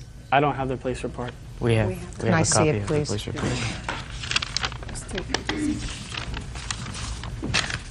You'll notice that it's found property, not stolen also. Yes. You stole the property. Let me explain something to you. Don't make any excuses to me. You stole the property. It was a mistake. When you take property that doesn't belong to you, that's stealing. We didn't think it was, like there was no chain on it, there's no lock, Listen, there's let no me fence. explain something to you. Let me explain something. I'm going to get to you in 1 second, but I want to tell you something. If you don't want to make this a very sad day in your life, you're not going to make excuses. You took property that didn't belong to you. When I grew up, that was called stealing. A car is not chained to its parking space, right? And if somebody leaves a car in a parking space and just happens to go into a store and leaves the keys in the car, that doesn't mean it's abandoned, that you can take it because it's not chained to the meter. We understand each other? Yeah, we have. Good. Judge Judy continues in a moment. Let us assume that instead of a quad, all of a sudden your boy shows up and in the driveway is an automobile. We didn't bring it. Just a minute. This is my scenario, not yours. They did not bring it back and put it in the driveway. Pay attention. Real cases, real people. Judge Judy. Tom Vile says 16-year-olds Tony Zammit and Andrew Smith stole his quad runner. The teens say the vehicle was abandoned at a Buddhist temple. Okay, so you told the police that you found it abandoned in a hill area behind the Buddhist church on approximately May 23rd. Is that right? Yes, Your Honor. And you wrote it. Yes. It had no battery, and the ignition was broken, and we had to bump start it, we had to roll it and then start it, and then we parked it about 100 yards away from where it was, and then we came back the next day because the seat was falling off and the wheel, so we tightened the bolts and then we painted the plastics because they were weathered, because it was originally red and it faded to pink and white, and then we went back the next day and it was gone. Yeah, we're making it kind of like a little project, or like fixing it up. If anything, we made it better. We didn't break anything on it. You want to say something? The pictures that we have, Your Honor, show that what it looks like behind, because you could come down out of the hills where the kids ride their bikes, and you're right on to this dirt area, so it doesn't look like it's a contained area. Doesn't have to be a contained area, madam. Let us assume that instead of a quad, this was a car. Okay? Okay. And all of a sudden, your boy shows up, and in the driveway is an automobile. And you say to him, where'd you get that from? He said, well, I was riding my bike up behind the Buddhist temple, and there was this car sitting there, and it wasn't attached to anything. And the starter wasn't working, and the color was faded. We looked around, nobody was there, so we jump-started it, and we brought it home because we want to make a project out of fixing it up. We didn't bring it. Just a minute. This is my scenario, not yours. You didn't bring it home, you hid it. You moved it from one location to another. You following my scenario? They brought it back and put it in your driveway, right? Correct. Okay. No, they did not bring it back and put it in the driveway. Pay attention. I said I am making up a scenario for Miss Zammit. Right. That the boys found a car in the same area, right here. that the car was faded, its seat was wiggly, you had to use a screwdriver to start it, but they brought it home because the boys wanted to make a project out of fixing up this car. Are you getting me, Miss Zamet? Yes. Would the first thing that you do call the police and say, I want to know if this car is registered to anybody? Yes. Right? Yes. They didn't do that. The boys actually have their own off-road vehicles. I don't care what they have. They didn't do it. If they had called to find out if this car was titled, your sons would have found out that there was a name attached to this ATV. They chose not to do that.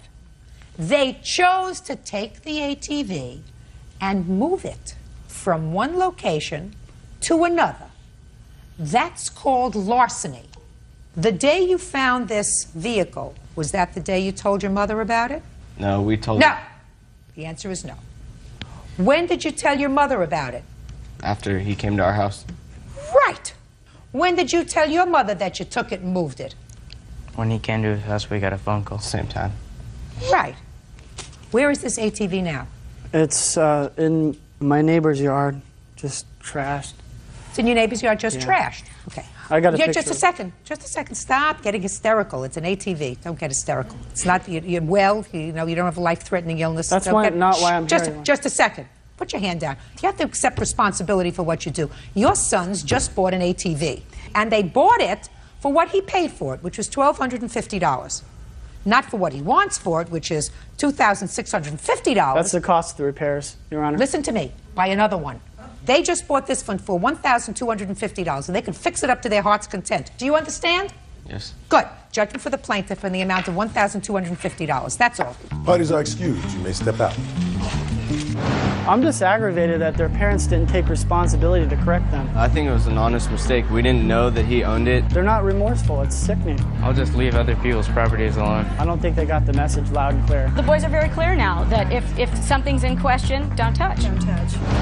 And now the next case. All parties in the matter of Robinson versus Hill. Step forward, please. Legal Secretary Carol Robinson is suing her son, Auto Shop District Manager Joseph Hill, for a series of unpaid loans. Joseph says the money was a gift. Miss Robinson, Mr. Hill is your son. Yes, ma'am. And it is your claim that while separated from his wife, he accrued a series of loans from you to pay his bills, other expenses, including child support. Your son says that there was never an agreement that the money that you did, in fact, advance him to pay his bills was a loan, that you agreed to help him out, and that you're only angry because he went back to his wife. Is that what you're saying, sir? Yes, ma'am. Okay. How old are you? 28. How many years have you been married? A little over 3 years. You have children? Yes, ma'am. One son. What kind of work do you do? I'm a district manager for an auto mechanic shop And how long have you been doing that? for about 3 years. Now, I want you to tell me about what happened after you and your wife separated. Well, when we separated, we were both Look. working. We were both working, so there were a little more bills than my income could pay for. My mother was there to help me out. Just a second. Specifically, I want you to tell me what you did. You separated from your wife. Where did you go? I stayed in the family home. My wife left. And when did she leave? What month, what year? May of this year. Where did she go? She went to her grandparents' house. With your child, Yes, ma'am. leaving you in the house. Now, is this a rental house or is this It's something? a rental house, yes, ma'am. And what's the rent? $850 a month. And how much were you earning at the time, sir? I earn about $1,440 every 2 weeks is my gross income. Now, tell me about this conversation that you had with your mother when she started to help you. She agreed that she would help me to where I No, tell me about the conversation. Now, I'll decide whether she agreed to help you. Okay, tell me about the conversation. Well, it came to the point where we were discussing the finances at my house. She had told me that she would help me to take care of my bills, to bring my bills to her, bring her my paychecks every 2 weeks, and she would pay my bills. She did make a loan to me at one point in time for an attorney, which has already been settled and taken care of between me and her. How much was that? $2,500. Is that right? That is correct. And he paid you back? Not yet. We have a settlement agreement to pay that back. Settlement agreement from where? That she wrote up and I signed that I would pay it back over the course of the next however many months at $100 a month. When did you do that? Roughly about 3 weeks ago. Do you have a copy of that? Yes, ma'am. I'd like to see it, please.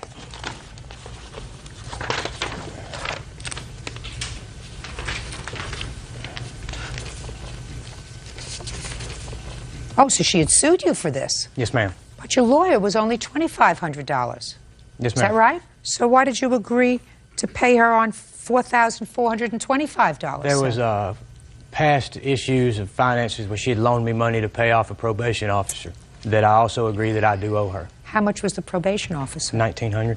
Okay.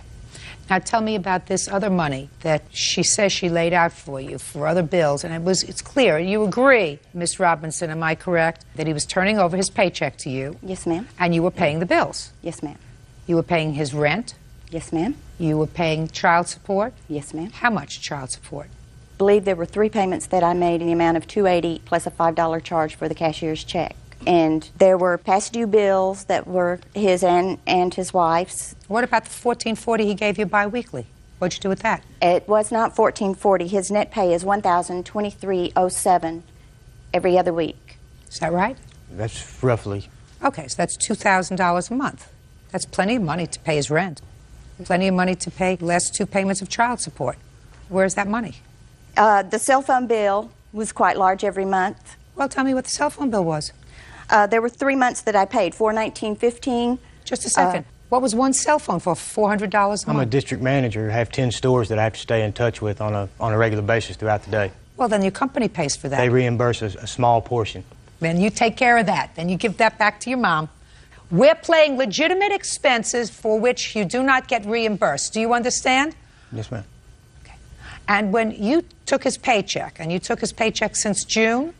Yes, ma'am. Is that right? Did you tell him each month when he went over what he had given you? Yes, ma'am. I showed him the check register and how low my funds, my own personal funds, were getting. And he says, "Don't worry, Mom." He says, "I'll pay it all back." He already owed you $4,400, Miss Robinson. Some of it he owed you for more than a year.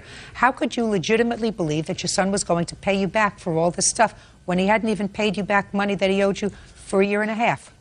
How did you legitimately believe? I'm asking your legitimate expectation that your son was going to have more money to pay you back when he hadn't fulfilled what you claim, and in a settlement, you say were obligations that existed almost 2 years. Come on, let's be real. When did you stop giving your mother your salary check?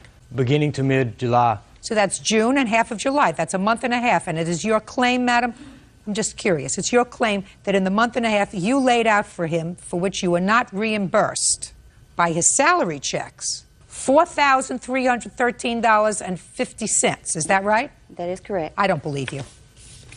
I don't believe you. And I don't believe that you had a legitimate expectation in that month and a half that he was going to be able to pay you back if, in fact, you laid that out for him. I don't believe that. I believe that you said, "I'll help you out. I'll pay your bills. Give me your salary. I'll try to act as your accountant and make sure that all of these bills are paid and in some organized fashion." Was it your wife who was responsible for paying the bills in your house, sir? Yes, ma'am. So you didn't know how to do that? Not very good with money. No, okay. So you gave, instead of giving your wife the money, you gave your mother the money? Yes, ma'am. Is that what happened? Yes, ma'am. Well, you shouldn't have done it, Miss Robinson. He's your son. That's what you're supposed to do. Your case is dismissed. That's all. Parties have been sworn in, Judge. You may be seated. Folks, have seats. Ms. Holgeier, you and the defendant had a relationship and lived together, according to what I read, for a few months. Yes. You became pregnant, had a fight, and you were escorted away by the police. It is your claim that the defendant kept some of your property. Yes, ma'am. And you also think that he emotionally disturbed you. Yes.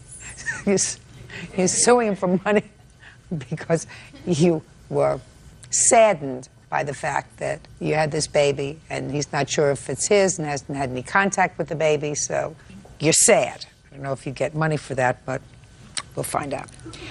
Mr. Palazzola says that sometime prior to this major fight, when you finally were escorted out by the police, you had destroyed his favorite magazine collection by pouring something on it. Is that right? She spray painted them and threw them away.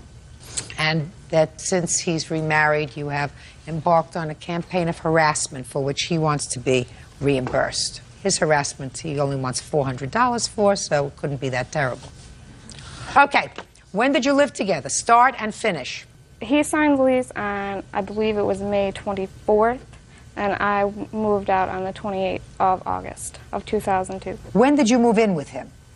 Was that on the 24th of May? No, I moved in with him about 3 weeks prior to that, at his mother's house. So the beginning of May? Yes, ma'am. August 28th is when the police escorted you out? Yes. Okay. What items do you claim you left behind when you were escorted out by the police? I have a list. Do you want a list? Is it a very long list? No, it's not very long. And this is August 28th of 2002? Yes. What took you so long to get to court? Being a single parent's pretty difficult. We're talking a year later, madam. What took you so long to get to court? Well, it took me a while to get all of my things in order. Look, just show this to the defendant, please.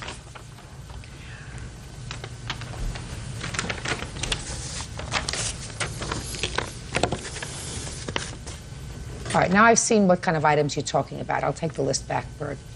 We're talking about 2 oven mitts, a colander for spaghetti. We're talking about a cutlery tray, a blue-green tumbler, a toilet bowl brush, 4 ice cube trays, 2 plates, 2 bowls, 2 washcloths.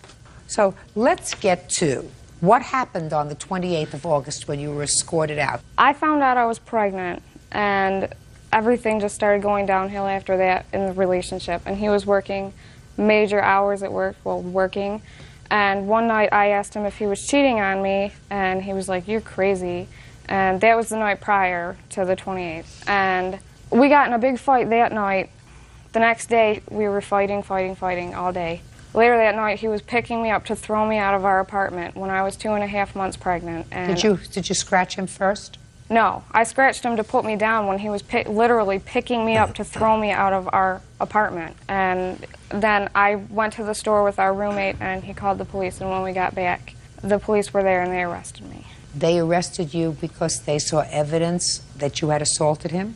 That I scratched him, yes. But I also had a bruise on my leg, but they told me that I could talk to the judge about that. Did you plead guilty to assaulting him? I pled not guilty, but then whenever I went for my actual court date, they told me that I would get a lesser sentence if I was to plead guilty. So yes, I pled guilty in the end. When you were escorted out by the police, did you have an opportunity to get your clothes? No. When did you come back for your clothes? I never did because he had gotten a restraining order. So my father and my brother went over there to get my things, and he had already packed them up. And I had a list for him, and they asked him about the other things, and he said that he got rid of them. This is not a lot of stuff, madam. It's not a lot of stuff. This is nonsense stuff. It's ridiculous. Did he ever sue you for the assault? No. Call it even. Now let's get to the counterclaim. Okay. And let's get there fast. To start, Your Honor, we had to move out of my mother's house because she made it so difficult. She couldn't keep a job. So therefore, all these items that she's bought pretty much came out of my wallet. Others. I already took care of that. Oh, okay. I'm talking about your counterclaim. Okay. Pay attention. We're over that. The night before the police came out, she wanted to fight, and she wanted to do it in front of my roommate, which was out in the living room. That is when I picked her up. There was no picking up the day after. I picked her up, carried her into the room so we could talk because she likes to have a show and she likes to fight in front of people. She can't do it between me and her. So the next day, me and my roommate, we went out, came back. I looked out on the window ledge. A magazine of mine was spray painted. And I asked her, you know, where is everything? And she told me she spray painted them, threw them away. At this point, I was a little upset. The police were called out. They were called out 3 times that day. First 2 times, they What day are you talking about, The 27th of August. Of August, so the day before. No, I'm sorry, it was the 28th. What day did you spray paint his magazines? I didn't spray paint his What'd you do to the magazine? I spray painted one magazine. And what'd you do with it? It was on the windowsill. When? What date? On the 28th. Go ahead. So they had to come out 3 times. The second time is when she really abused me. I had scratches all over my back that turned into a couple of scars. The third time they came out, a female officer came. She seen the scratches. She agreed to arrest her for domestic violence. Now, at this case, all I wanted her to do is just to leave. So that's why I didn't press charges. The state of Michigan is the one that pressed charges on her and put the restraining order. I want to know what your counterclaim is about. The due harassment, she found out that I had a girlfriend, and that's when all heck broke loose. She wrote a letter to my corporation. Did you file? To your corporation? Yes. Let me see what she wrote to your corporation. This was a couple of months after the court case happened. I also... Shh. You wrote a letter to the defendant's employer. he has an employee living with him, an employee that works in the same store, and you are sure that that's against company policy. You give the employee's name. And then you say that he also has a mother and brother working for him.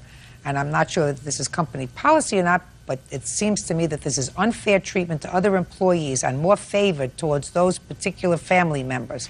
And then you name them. Why in the world would you send this kind of a letter? That's what I put in there. I didn't say anything Why in the world would you send this letter? I don't know. I guess out of vengeance. I don't know. There was no reason for you to write this letter except to harass him. Is that right? I wasn't harassing him. Of course you were. Well, who are you harassing? The corporation? Judge Judy continues in a moment. Well, if it is mine, I'm going to fight for custody. Right now, instead of fighting for custody, why don't you fight to find out if this is your child? Real cases, real people. Judge Judy. Emily Allgaier says ex-boyfriend Ken Palazzolo owes for the return of her belongings. Ken is countersuing, claiming Emily destroyed his magazine collection and slandered him at work. What else? I also had the police reports from for damaging my property. I'm not interested in your magazine, sir. She wasn't able to contact me, and she called me many times. And as soon as she found out that I was married is when all this took place. Has she ever taken you to court to establish paternity of this child? No, the front of the court's really slow. I just have to wait to be contacted by them. So you did file a lawsuit? Yes, ma'am. Well, just for child support, yes. Well, paternity, because he says he wants, I assume you want a blood test. Yes, ma'am. When did you file that lawsuit? In the beginning of May of 2003. In any event, I'm dismissing your claim because you have no case against him for this property. I do find, however, that this letter was sent maliciously and for no reason. You can't do that. You can't conduct business that way, young lady. I mean, the two of you were foolish enough, after knowing each other for a few months and having a tumultuous relationship, you were foolish enough to get pregnant and have a child. That was pretty stupid, right? Yes. Now, you understand that if this is your child, is there a strong possibility that that's true? I honestly, since then, find out she slept with two men while we were together while I was away on business at the time when the baby was conceived. So you're not sure? No, not at all. Oh, okay.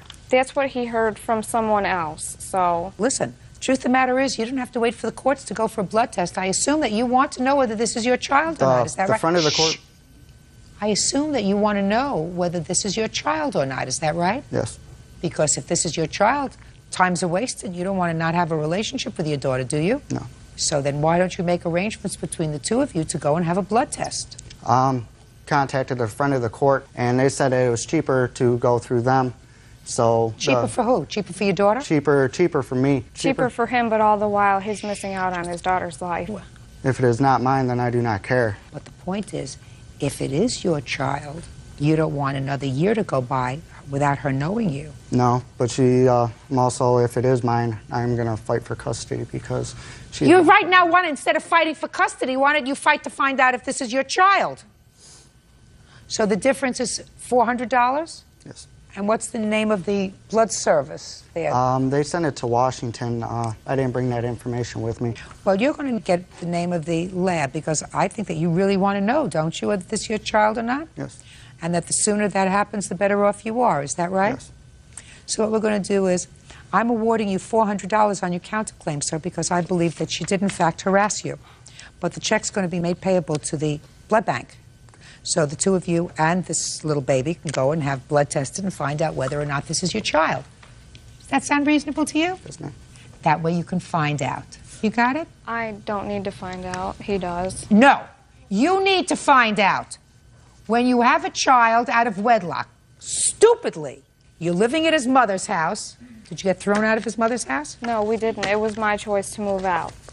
And what about your house with your parents? Did you get thrown out of there initially? Not technically. Not technically. And how old are you? I'm 18. And then when I read your complaint, you said he told you he wanted his life complete with a baby, so you got pregnant. This was not an accident.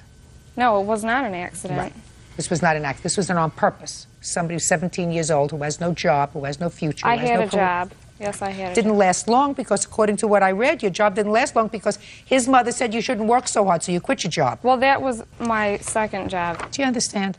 Yes, but I believe it's more important for you to find out, for him to find out, whether this is his child than for you to get any money. Either of you.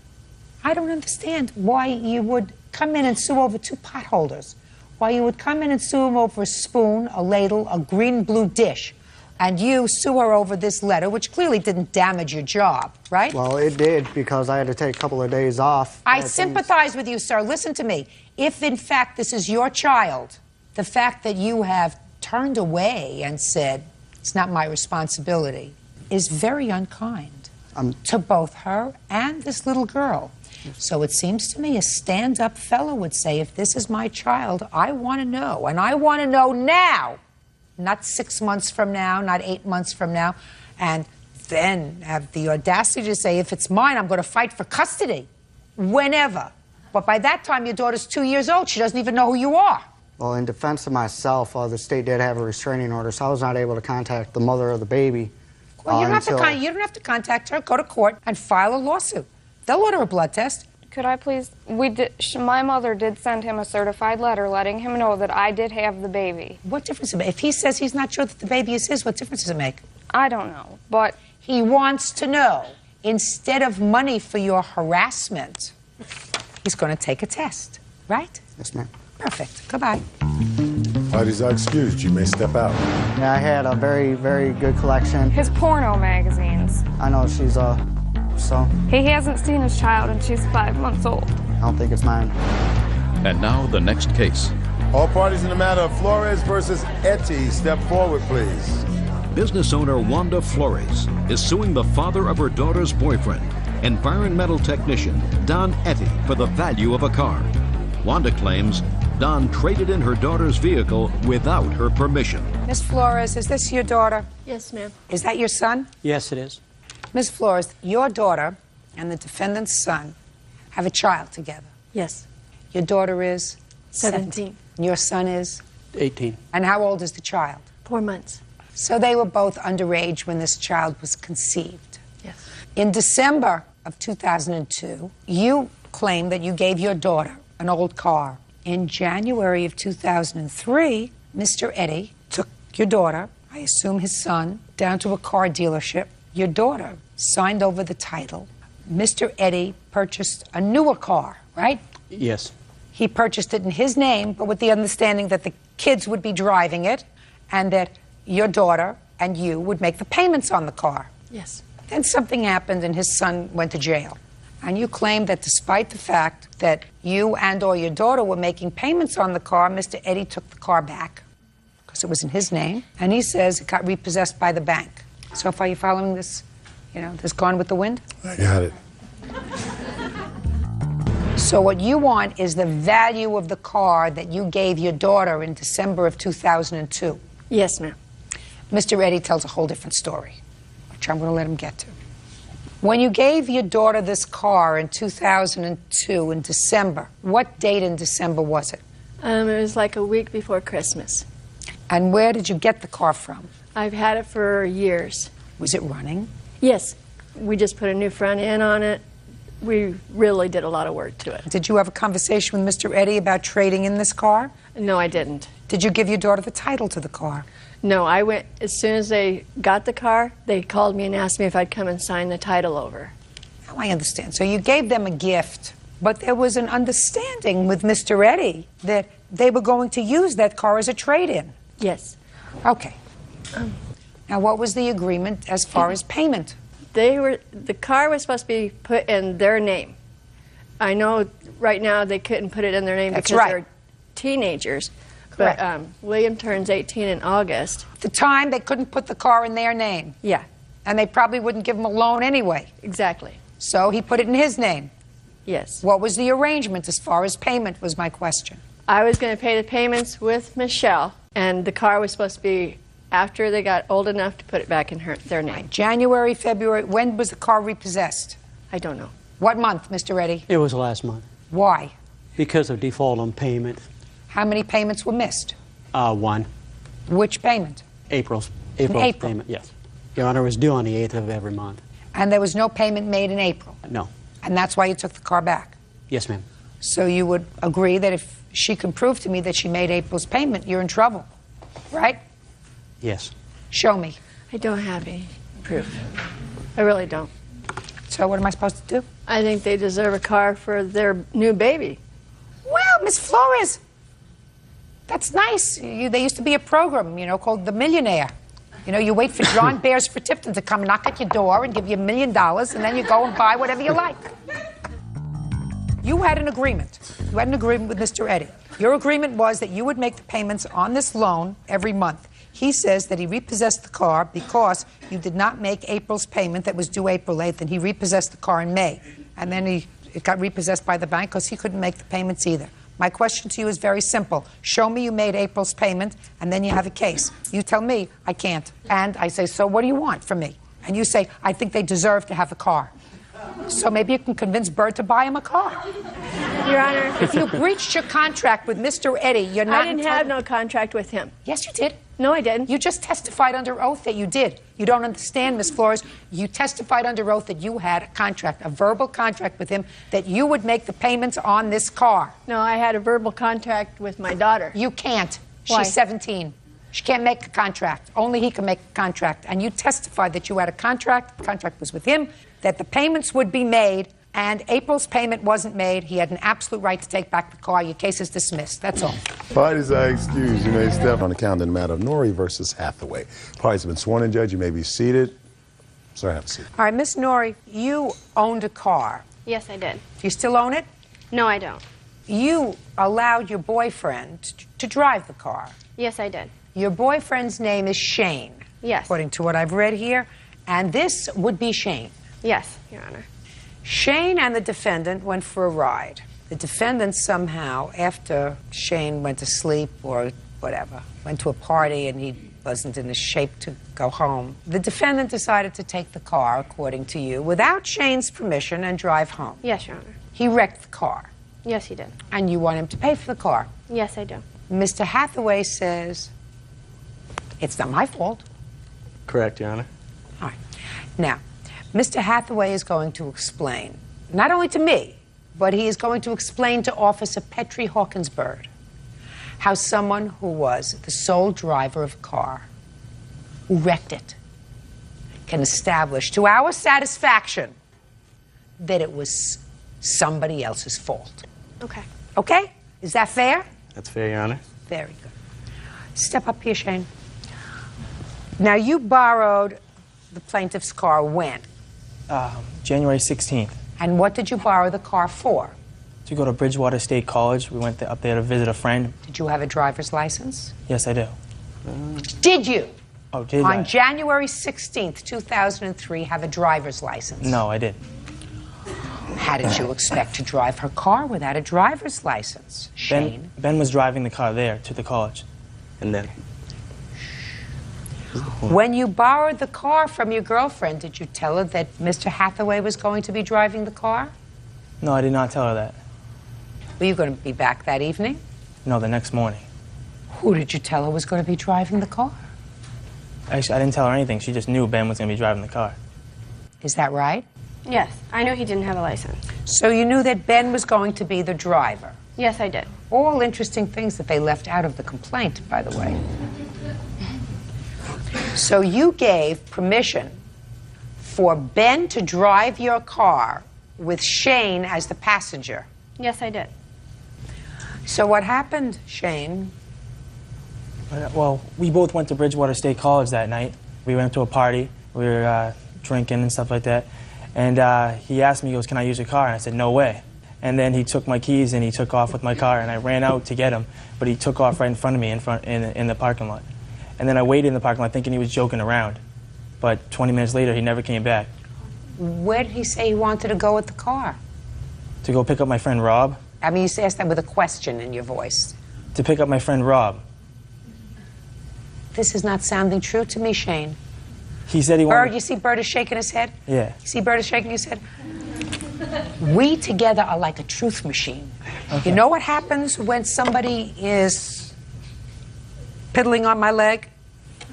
The hairs on the back of my neck start to stand up.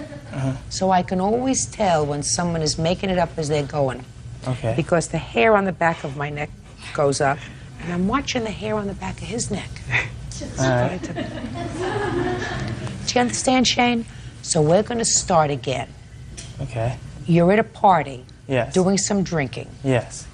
And And we come back to the dorm room where we were going to sleep at. And you fell asleep? No, I didn't fall asleep. Did you get into bed? No. Did you fall into bed? No. You were standing at the window? No, we were in the room just talking and stuff like that. Okay? And then he took my keys and he started going down the stairs. He said he was going to leave, and I chased him, and he went inside my car. And then I was like, Ben, get out of my car. And he took off right in front of me. So what was going to pick up a friend, Rob? He promised my friend Rob, who lives in Providence College, I don't know, an hour away or something like that. He promised he was going to go get him that night because he talked to him. But he didn't say anything to you about going to pick up Rob Yes, when he he took did. the keys? He said, I want to go pick up Rob, and I said, no. Let's have it. All right. Well, Your Honor, I was asked to drive the car. Did that. Do you remember when Jack Nicholson did that? I loved when he did that. All right. Eye contact. Well, I was asked to drive the car, so we went up there like was said before. The plan was for us to come home that night. So we went out, we went to a party, and when it was time to go home, that wasn't the case anymore.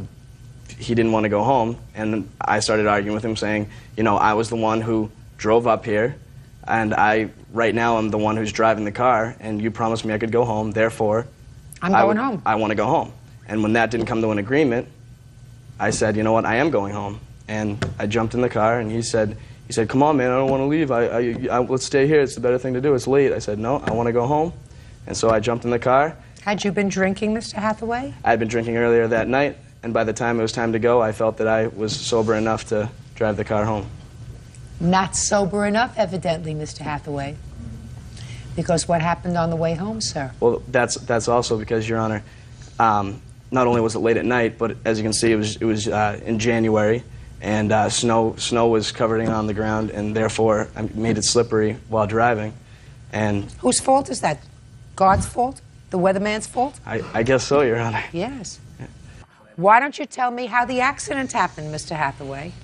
Well, I was driving along, and I was coming home down Route 1. Sorry, eye contact. All right, I was coming down Route 1, and I was on the side of the road, and I just hit an ice patch, hit, you know, black ice, whatever it may have been, and slid off into the guardrail, and the car crashed. I got it to drive a little bit farther down the road so I could make it to somewhere where I could stop and park, and then I called my mother, and she came and picked me up at the location that I was at. Maybe that's why he wanted to stay over, because you both had a little something to drink. The weather was bad, it was snowy, it was slippery, it was icy. So that was better judgment, right, Mr. Hathaway? Well, that was his judgment, but the judgment... Evidently better judgment because you wrecked the car. Yeah, but I don't believe that was the reason for the wrecking Well, of the then car. tell me what you think the reason was, sir. You just told me it was January and there was slippery and sliding Yeah, and outside. that's what I'm saying. There was ice on the ground, and that's what caused the crash. It had nothing to do with me being drunk or anything like that. You love it, huh? What? You love it? Too much. Mr. Hathaway, do you know why Officer Petrie Hawkins-Byrd is laughing? And he usually doesn't do that. He usually doesn't have as good a time as he's having right now. He's laughing because you sound like a fool. Yeah. Judge Judy continues in a moment. You thought that your judgment was sufficiently intact to make the drive home. Exactly. The proof of the pudding, sir, is in the tasting. You totaled her car. And later today, I agreed to pay off her car for a Christmas present. If you went and sold the car afterwards, what kind of Christmas present was that? real cases, real people. Judge Judy. Melissa Norrie claims her boyfriend's former friend, Ben Hathaway, stole her car and wrecked it. Ben claims Melissa loaned him the car. Now, what kind of car was this, Miss Norrie? It was a Saab, 1992. And it was totaled? Yes, it was. I have the paper stating it was totaled, and I have how much it's worth, and I also have the pictures. Pictures? Yes.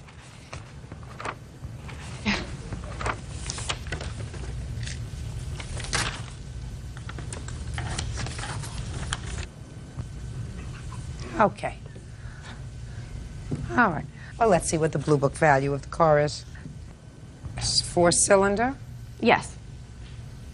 4-cylinder is worth $1,750. Your car had 300,000 miles on it. Yes, or 280 something. All right. Mr. Hathaway, Yes, Your Honor. you exercised poor judgment, sir. You drove the car, you had an accident. You had an accident, you had been drinking. You were told by the person who really had borrowed the car, even though you were driving, that they didn't want you to drive home. So at that point, you shouldn't have driven home. You did drive home. You had an accident. It's your fault. You have to compensate the plaintiff for that. Do you understand? Somewhat, Your Honor. I just don't get that there was an agreement to drive home, and you're already saying that I was under the influence, and I had said I didn't say you were under the influence, sir. I said that you had been drinking earlier that evening. Exactly. And you said that by the time you were ready to go home, you thought Correct. that your judgment was sufficiently intact to make the drive home. Exactly. The proof of the pudding, sir, is in the tasting. You totaled her car. Who's responsible? Her? I guess no. I don't know. I Nobody. guess not. No, not nobody. Not nobody. Somebody is responsible. And since you were the one who was driving, and you were the one who elected to drive in bad weather on an evening when you had been partying, you are responsible. Judgment for the plaintiff in the amount of $2,000. That's all. Parties are excused. You may step out.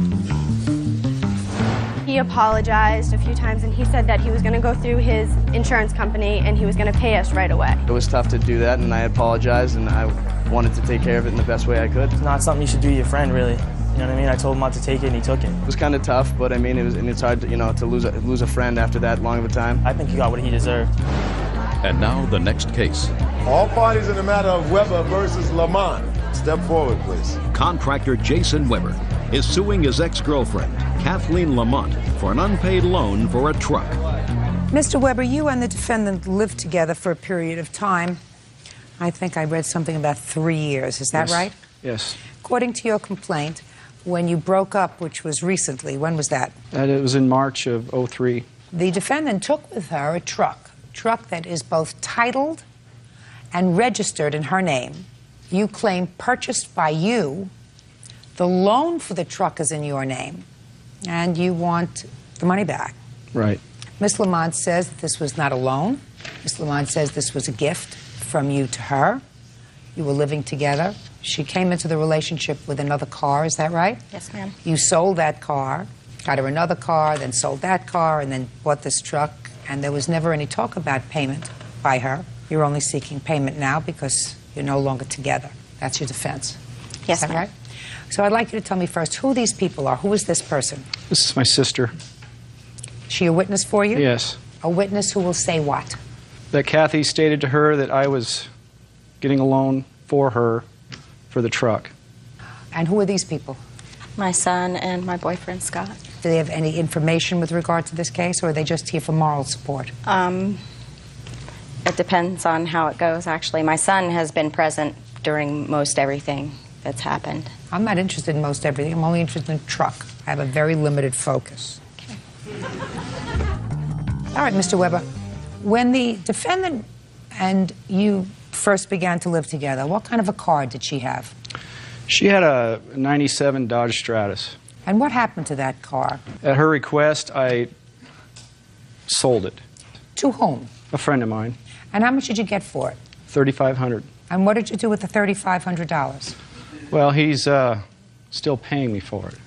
I agreed to let him give me monthly payments on it. And then what did she use for transportation, Mr. Weber? She was driving my car, which was a '94 Ford Probe GT. And what happened to that car? At her request, I sold that one also. Okay, well, that was your car to sell. Right. And then what was she driving? We purchased a '99 Toyota Tacoma 4x4 pickup. When you say we purchased, what does that mean? I financed it, and she agreed to pay the payment. As you'll see, I took the $4,000 right off the top of the money that was owed on the truck, on top of the payments that she made on the truck. Explain that to me. I agreed to give her or pay off her car for a Christmas present, which was $4,000. Pay off her car. Which car? The '97 Dodge Stratus. I paid You mean for the when Dodge you Stratus. sold that to your friend, she had money owing on that? No. Yes, she had money owing on it, but I had paid it off. So it was free and clear when I sold it. How much did she owe on it? $4,000. Is that right? Yes, and he paid it off for my Christmas present that year.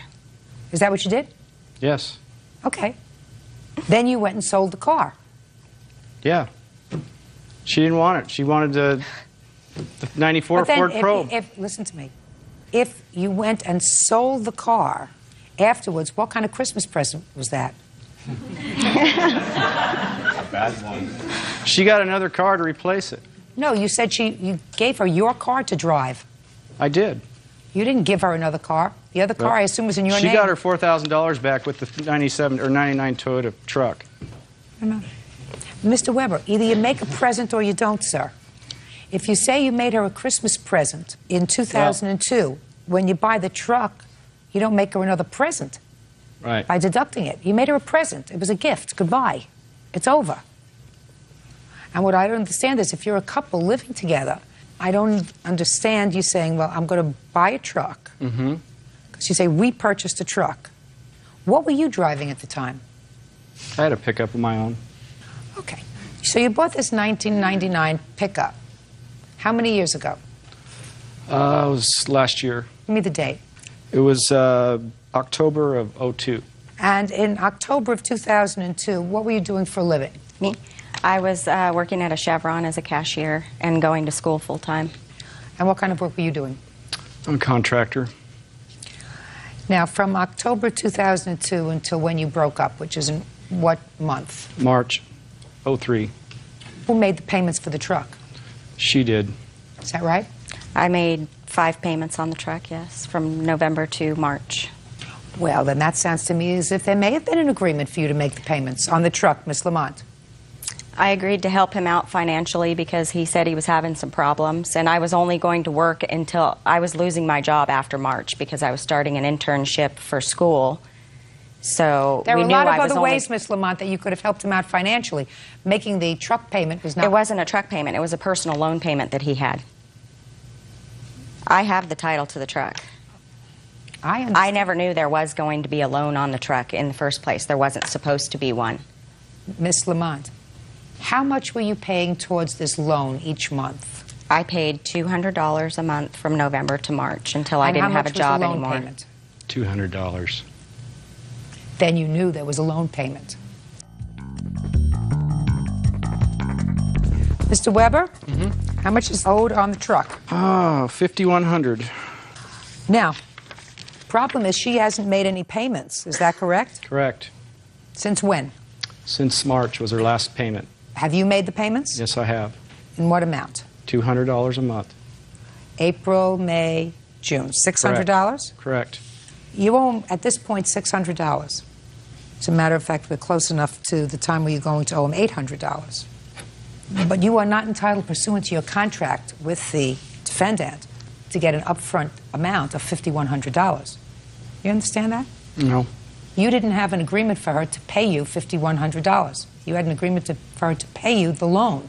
And there was not an acceleration clause that said that if she failed to make 1 or 2 payments, then the entire sum would be due and owing. Unless you have that agreement, I'll be more than happy to look at it. That's all I'm asking for is for her to pay the payment. Well, she's going to have to make the payments. Right now, she owes you what you've paid, which is $800.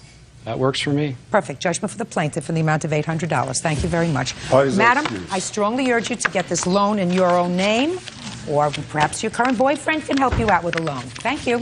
Because he's going to bring you back to court every few months for money. You got it? Yeah, this is case number 162 on the calendar in the matter of Powell versus Root Hoops. Parties have been sworn in, Judge. You may be seated, sir. Miss Powell, Mr. Root is your brother. Yes. And the co-defendant is his girlfriend.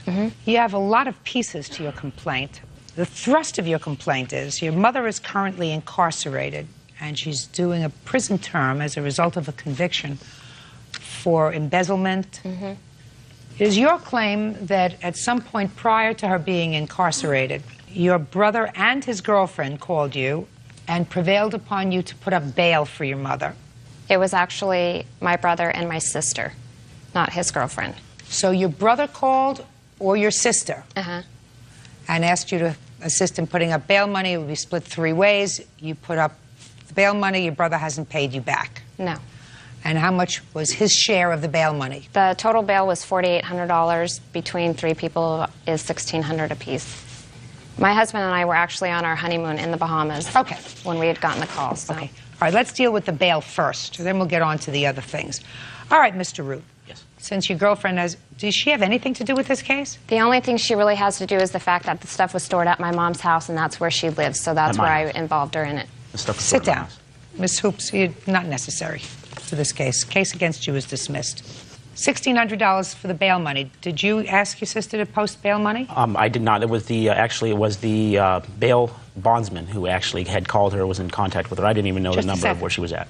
You never agreed?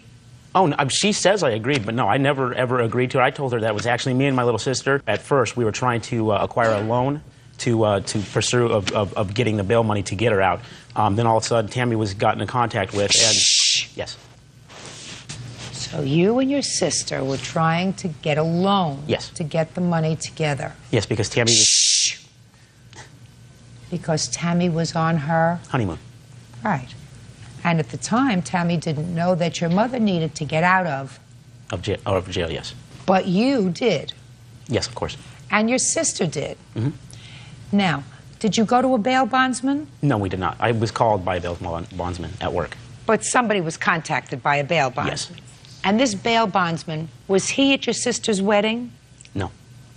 So he had to have some form of telepathy to figure out how to get in touch with her. I don't know how. Maybe it was my mother's attorney or my mother. I really don't have any clue on. I didn't know Now, where when she was you at or went staying to or get phone the number. money to take out this loan, you were successful or not successful? We tried to do it over the phone, actually, with a company. I not have the best credit, so no, they said no way. And Nicole, my little sister, does not have any credit whatsoever. It's mainly on her husband. So we were denied. What kind of work do you do? Construction.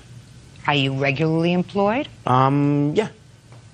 So, construction people in construction make good money. Depends on who you work for. A lot of people don't pay you what you actually deserve or what the work that you do for. Well, do you get what you deserve? I have just now started currently in the last 2 weeks. I guarantee you're going to get what you deserve today. Okay. I bet I will.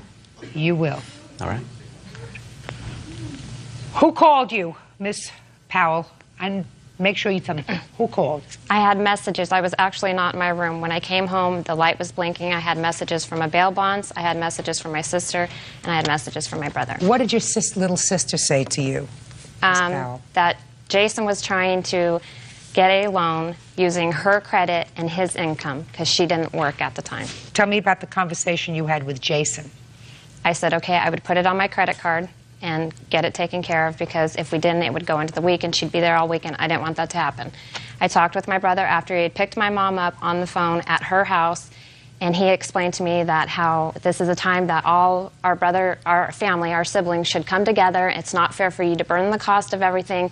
We will all split it with you. This is a time that we should be closer as a family, and now's the time, is what I was told. I did say the closer part.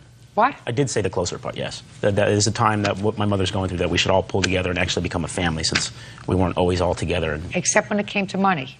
Actually, I didn't have any money at the time. No, Tammy offered to do it, so I never once ever offered to pay her. She didn't offer. She was called. She offered. She said, "I'll pay for her," and I thanked her. I was like, "Tammy, thank you. I couldn't come up with the money. Thank you. At least we get our mother back." But it was all on her credit card, and we all were under the assumption that if she didn't get indicted and put into prison, that Tammy would receive a refund, is what we were told. Is that right? I was never told anything like that, and my understanding is you never get bail back. Depends upon what percentage, I guess. There's a formula. Sometimes bail is very often returned. Oh, it is. Well, she was embezzled or indicted on embezzling $650,000. So. Why aren't you giving your sister back the property? Couch, television set. I think that there's a list of property. I want you to explain why to me. There's a couple reasons. I was offered to buy them. I was told to sell my old furniture. I was offered to buy them from my mother, and as well as the plaintiff here, my sister. Okay, fine. According to you, you bought the furniture. Well, pretty much, yes. Yes, I did. In my belief, for how I did. much? In your belief? I told you you're going to get what you deserve here today. Of course. Altogether, I believe I bought it for about $1,038. And how much did you pay your mother? Oh, I haven't. My mother never paid me for anything, so I haven't paid her nothing. Just answer my question. She has not received any money. So then you didn't buy it. You see, there's not a completed sale. I kind of did, because I was offered storage money and money that I would give it. That's what I find interesting, Mr. Root. According to what I read here, well, first of all, you can't get your facts straight. You say that you bought the furniture from your mother for $500, and all of a sudden you come up with $1,030. Do you think I'm an idiot? No, I think then one of us must be, because in your answer you said you bought it all for $500. Well, no, that's all I was going to buy it for, yes. But that's not what you say in your answer. Well, my answer was that I was supposed to be given $100 a month for the 6 months of storing her Don't get to place. storage. We're not there yet, Okay. Mr. Fast Dance. We are at the point where you swore in your answer that you bought this property from your mother for $500. And now you tell me it's $1,030. I mean, do you just have a problem with numbers? Not at all. When did you not tell the truth? When you swore to your answer or a moment ago? I have not told the truth at all. Right. Or I have told the truth, but I have not lied at all whatsoever. No, you got it right the first time. You're the same Mr. Root who said, now that Mom's in trouble, we all have to pull together as a family. Isn't that what you told me a moment ago? Yes, and be closer. And now, in your answer, you say, well, I agreed to buy my mother's stuff, and there was a lot more stuff that I had of hers, and I told her that she could leave her stuff here for $100 a month. My mother owes me $500 for storage, and therefore, we're even. Because I agreed to pay $500 for the stuff, but she owes me $500 for storage, and therefore, your mother doesn't make that much making license plates in prison, sir. No, it was way before she went to prison, ma'am. This was about 4 months before she even went to prison. It was back in November of last year. November of last year, she agreed to pay you for storage. This is the same lady who couldn't come up with $4,800 bail. Is that what you're telling me? I don't think she had any money at the time. She ended up gambling it all away, I believe. My mother had a serious problem with gambling. She was at the casino Mr. Root, 8 hours a day. do you understand the ridiculousness of your position? Not really, no. Well, I'm going to explain it to you. First, you wanted to be a helpful member of the family, and then you're charging your mother to store some property in your house, $100 a month, and therefore you're charging that off against money that you promised to pay her. After Tammy became vindictive like this, yes. What do you mean after Tammy? Well, I was going to pay for my mother's car. I ended up paying Tammy $518 for it. About 2 weeks later, she comes, takes it from my driveway. Okay, so let me deal with you first, saying that I believe your sister when she says that you agreed to split your mother's bail 3 ways. So that's $1,600, her team. You will return all of your mother's property 5 days from today to your sister. Okay? Then we have an issue of a car. Now, I didn't quite understand the car issue, but I assume you're going to tell that to me very quickly, Ms. Powell. Let me hear it. The car he was supposed to return, my mom had written him a letter before. Return to whom? To the finance company, because she owed money on the vehicle. Okay. He was supposed to call the finance company, have the car turned in. He took it upon himself to drive the car, and he drove it for almost 2 months. Come to find out, he had no insurance, nothing on the vehicle. So what's the damage? When I got the car back, it was wrecked. There was $230 that I had paid for the rear suspension to be fixed, and I have estimates between $785 up to $1,200 for the body damage. Where is the car now? The car now is with my sister-in-law. Forget it. What's next? Okay, there's the computer system that was also at my brother's house. You said that was scratched. No. It was ruined, completely ruined. And I don't know how it was before. Next. Judge Judy continues in a moment. And later today. So you were having a party where there was illegal drinking going on in your room. I do have proof that she was the one that, before the beer was poured over the computer, it punched me in the face and was going insane. Real cases, real people. Judge Judy. Tamara Powell says her brother, Jason Root, owes for his share of their mother's bail and for the return of her belongings. I do find that among all the other things that your sister wants in her pipe dreams, she is entitled to $1,600, which is 1/3 of the bail that was posted for your mother, because I do believe that you said to her, we're all going to pitch in together and we're all going to act as a family, and you shouldn't be totally responsible for Mom's bail. So I find that you do owe her $1,600. Judgment is for the plaintiff in the amount of $1,600. That's all. Why is that excused? Step out, please. bail money, I mean, that's my mother's responsibility. She did the crime. She deserves the time. She's a convict. She's a criminal. His greed of wanting things that don't belong to him took over and became more important than a relationship with his mother. Tammy feels guilty about being involved in my mother's crimes from the very beginning. I believe Tammy helped my mother embezzle the whole $650. She knew about it the whole time. I know that. It was going through a joint account between both of them. Tammy was the first one brought in before my mother was even brought in. I guess maybe it's probably his way of saying more vindictive things, and, you know, here you're on TV, so he'd probably like to say what he can. I have my father and my little sister and my aunt and all them, but don't really care about Tammy and my mother that much. I choose not to have a family. I don't participate in drugs and alcohol and stuff, and that's kind of the side that he's on, so I choose not to have that anyways. Relationship is fine just the way it is. And now the next case. All parties in the matter, Schultz versus Minks. Step forward, please. 18-year-old college student Brad Schultz is suing his former friend, 18-year-old student Kelly Minks, for spilling beer on his computer during a party in his dorm room. Mr. Schultz, where do you go to school, sir? The University of the Pacific. Where is that? That's in Stockton, California. You bored there? Not really. I play baseball for the school's team. Oh, what year are you in? I was a freshman. I'm now going to be a sophomore. Mr. Schultz, do you know what the word bored means? Yes, I do now. Yes, I lived in the dorm rooms at University of the Pacific. Somebody whispered what it means. I wasn't interested in what you play and at what sports you play. God, I feel like jaywalking. According to your complaint, the defendant, who was your former roommate's girlfriend, spilled beer all over your laptop. You wanted to replace the laptop computer because it's ruined. She says that it was you or your friends during some sort of drunken party caused the laptop to get ruined. You want to tell me when this happened, Mr. Schultz? It was April 18th. Okay. Were you having a party in your room? Yes, we were. How many people were in your room? There was around 11. Now, what makes you think that Ms. Minks ruined your laptop? Would you like me to go ahead and tell you the whole story of the night, or? No, I don't want to have to guess, Mr. Schultz. I just want you to tell me what makes you think that she hurt your laptop. Well, I'm not interested in the whole party, sir. A lot of people in the room. Mm-hmm. Go ahead. And everybody's drinking. At the time that And everybody's drinking. Not everybody. Half of the people were drinking. Sure. And you're not allowed to drink in the dorm rooms, is that right? I don't believe so. is not an answer. I do not believe so. Correct. So you were having a party where there was illegal drinking going on in your room. And a whole bunch of people, some of whom were drinking and some of whom were watching. Now, can we get to the proof that you have that Miss Minks caused the damage to your laptop? Okay. The only two in the room at the time that the computer was found broken were them two. Okay.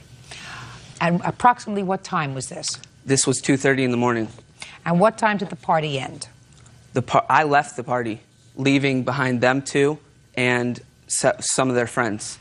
I returned that night at 2:30 in the morning and found just them two alone in the room. Yes. So I came down, sat down, and used my computer.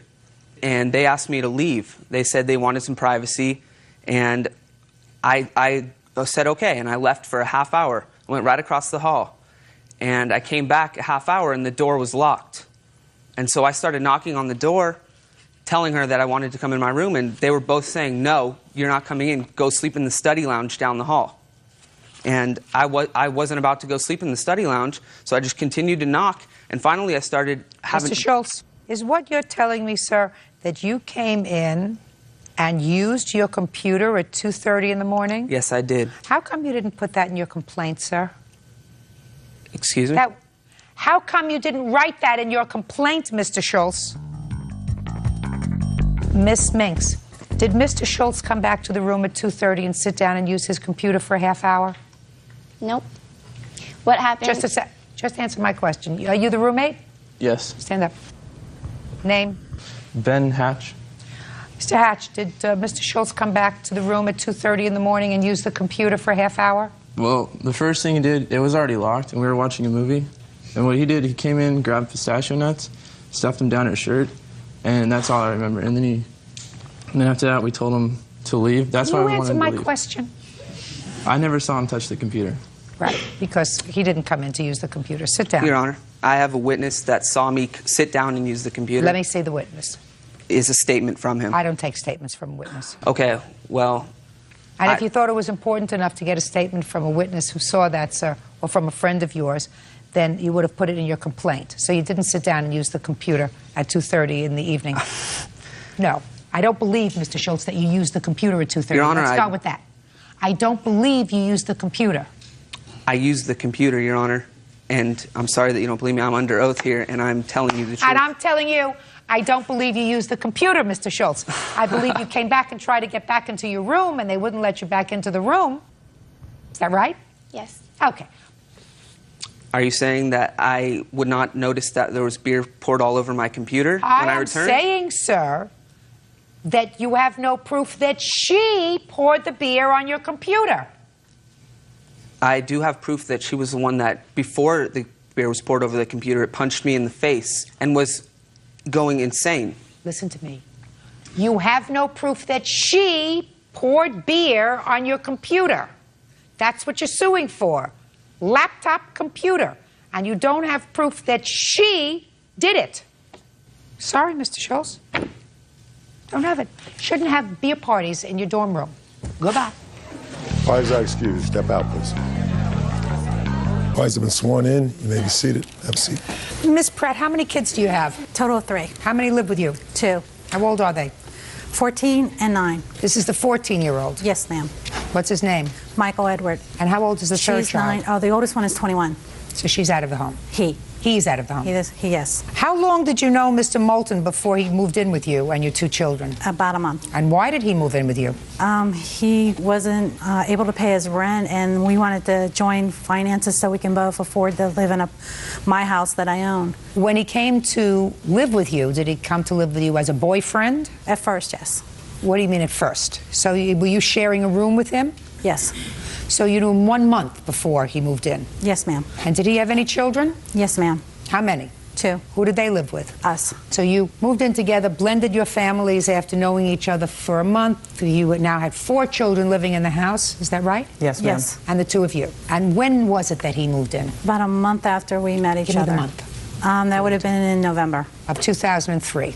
Yes, ma'am. How long did he stay in your home? Until the end of February of 2004. And at that point you say he left owing you rent?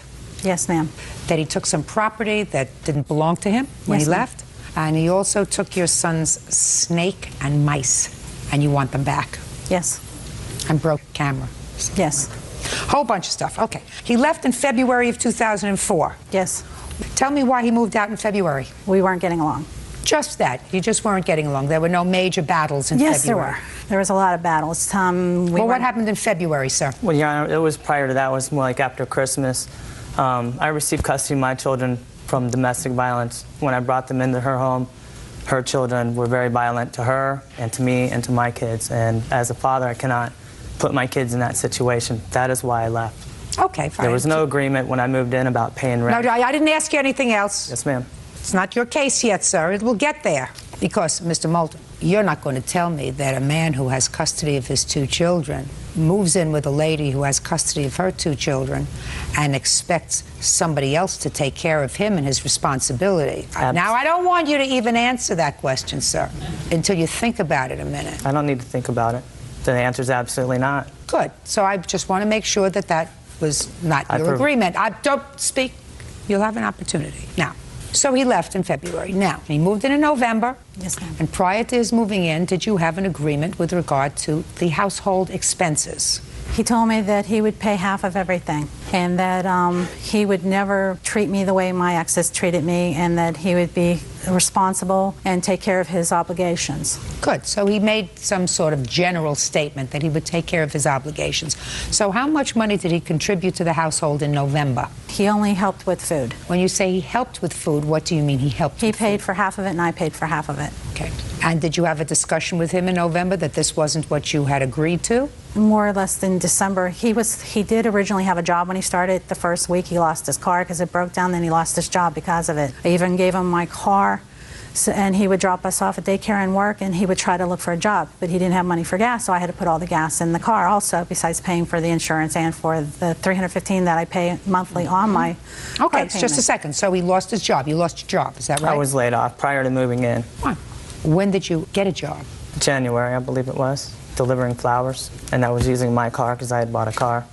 When did you buy a car? In January. With what? I received unemployment and child support from my wife, which is what I paid for it. How much money did you receive in child support?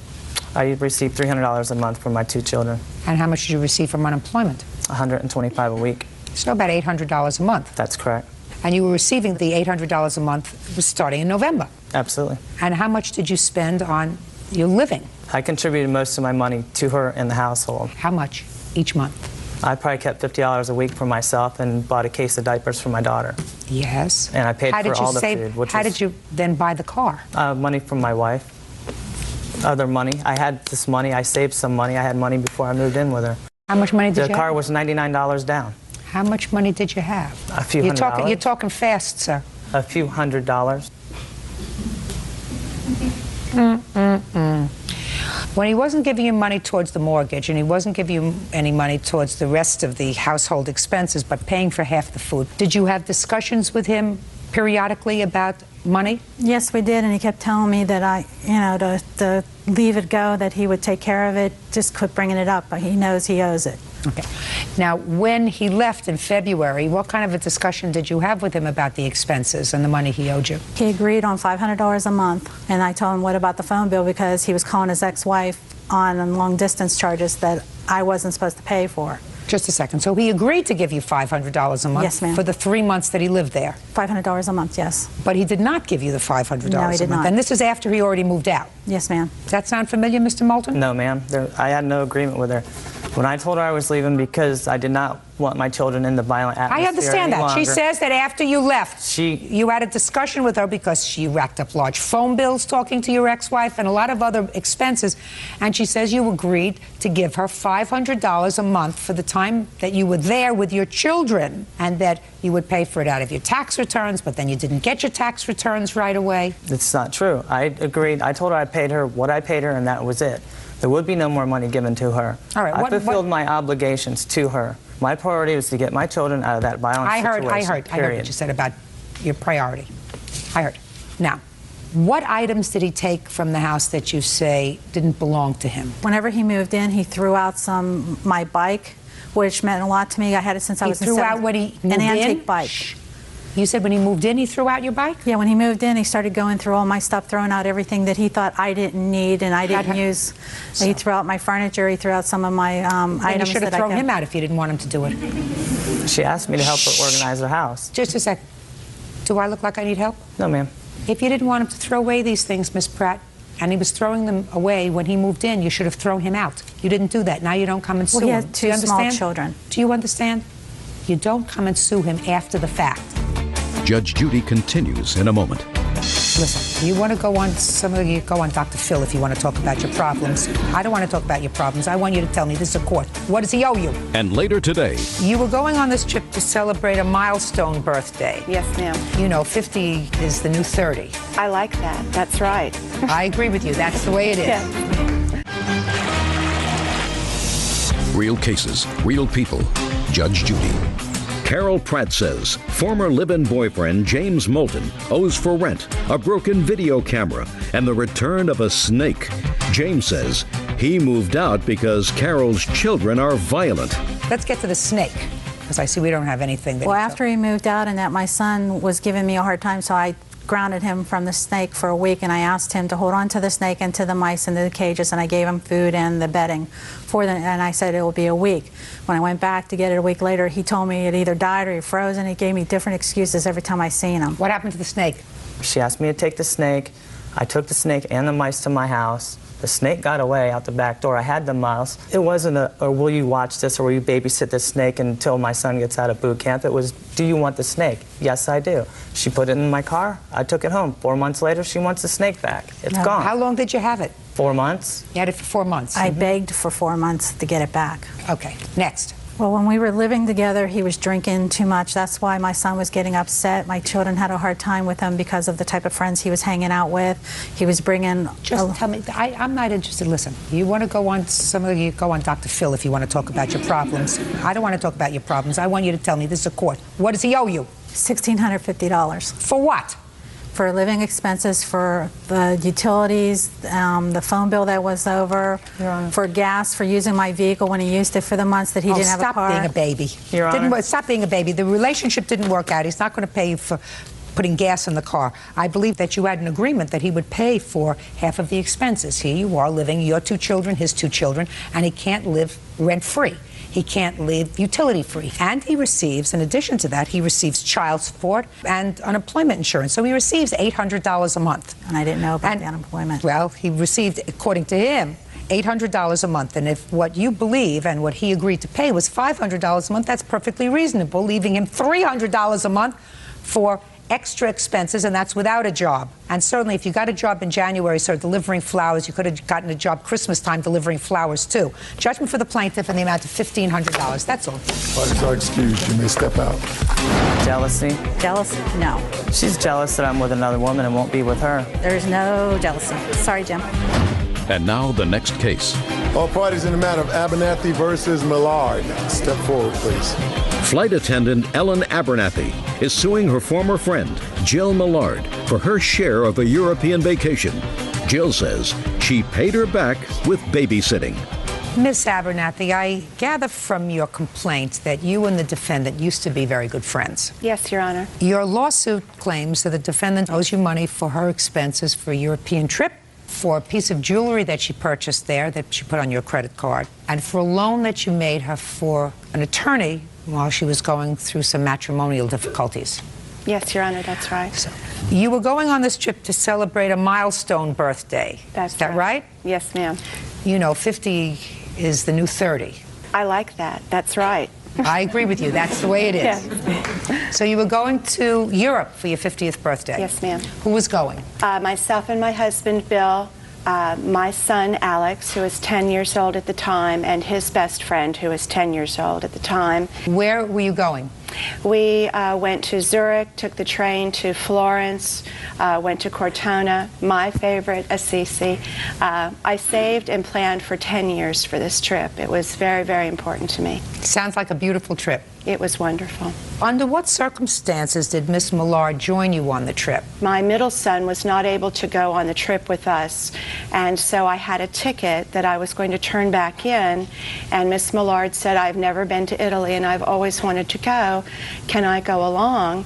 She was my friend at the time, and I said, well, I have the ticket, but you know, with your finances, can you afford to pay for your part of the trip? So long story short, she said that when she got back from the trip and got on her feet job-wise, that she would pay me back. Okay. So that was fine. Okay. The ticket that you had for your son that you were going to turn back in, was it a refundable ticket? Well, it was refundable in that I used my frequent flyer miles, and I was just going to turn it back in to have the miles refunded to my account. Okay. So the expenses that you're talking about are the hotel expenses and the meal expenses, not the plane ticket. Exactly. So you're really asking her for the money for her share of the expenses for the trip, not for the plane ticket. That's right. Okay. And that was, according to you, your agreement? Yes. Now, what happened when you got there with regard to this piece of jewelry that you're suing her for? We were in Assisi, and they had a very specialty jewelry shop that had Etruscan-type jewelry, and Miss Millard came into the shop and was very taken with a couple of different pieces of jewelry. She did say, I really can't afford this, I really shouldn't get this, but I'll never see jewelry like this again. And I said, well, if you want the jewelry, you can pay me back for it. I understand. She was my friend.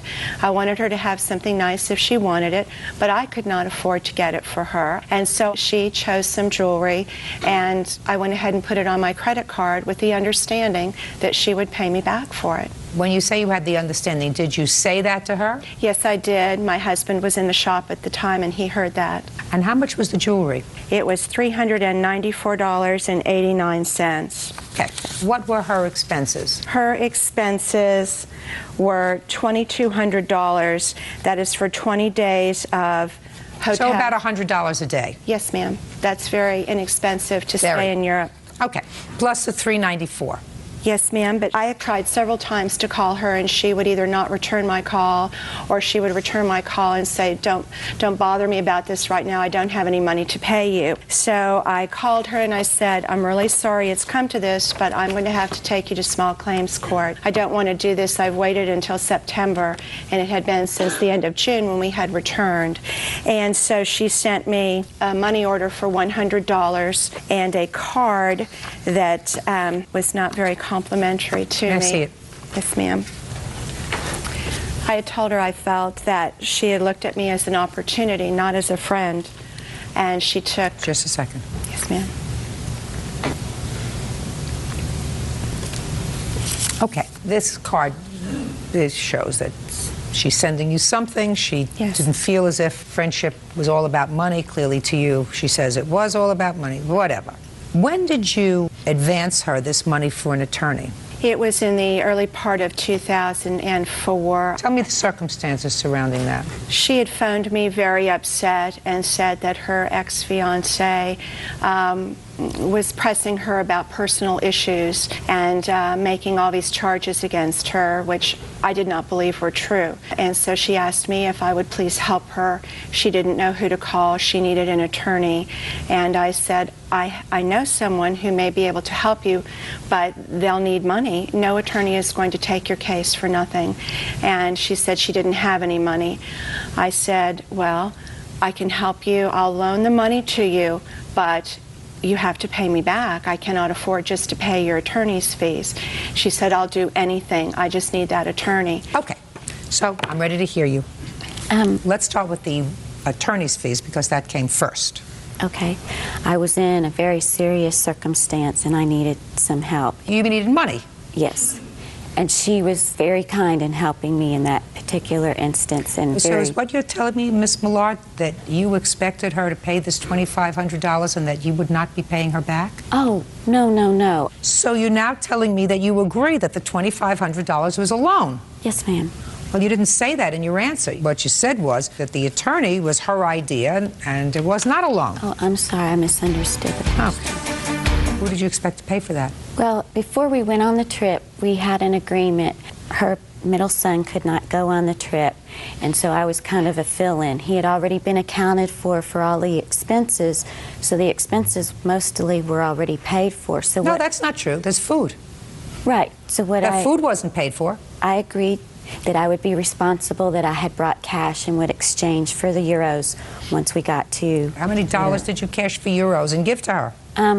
I believe I cashed $200 in American dollars, and I gave them 60 euros. Is what you're telling me, that you gave her 60 euros for 20 days that you were in Europe? No, no, no, not for 20 days, for the 3 days that I couldn't get to the bank. And the rest of what that happens after you went to the bank? I was paying for my own meals. How were you doing that? With my own euros. Now let's get to the jewelry. What happened with the jewelry? We were in Assisi and we went into this jewelry shop and she said, oh, come and look at this beautiful jewelry. But I knew that I couldn't afford any of the jewelry. And so she said, well, how about if you pick out these pieces? And I brought the pieces. And then once we get home, we'll set up a way for you to pay me back in increments, because she knew when I got home that I would be starting a new job. So it was a loan? Yes, ma'am. I mean, that's not what you say in your answer. You say that it was a gift. So now you're telling me, Miss Millard, that it was, in fact, a loan. Did you start paying her back? Yes, the reference to the $100 money order was first part of the installment. Well, you owe her $4,994 in addition to this $100. So what you're telling me is you acknowledge the debt. Yes, ma'am. All right, good. Judgment for the plaintiff in the amount of $4,994. Thank you, Your Honor. Thank you. Step out. Parties are excused. You may 344 in the calendar in the matter of Crawford versus Clark. Parties have been sworn in, Judge. You may be seated. Young folks have a seat. Miss Crawford, it is your claim that Miss Clark's daughter injured your son. Yes. Your son is 5. Your daughter is how old? 11. And you want Miss Clark to be responsible not only for medical bills, but for his pain and suffering. Yes. Miss Clark says you are responsible because you should have been watching your son more carefully. Your son is responsible because he was misbehaving. Everyone's responsible except her daughter. Right? Yes, Your Honor. Over here.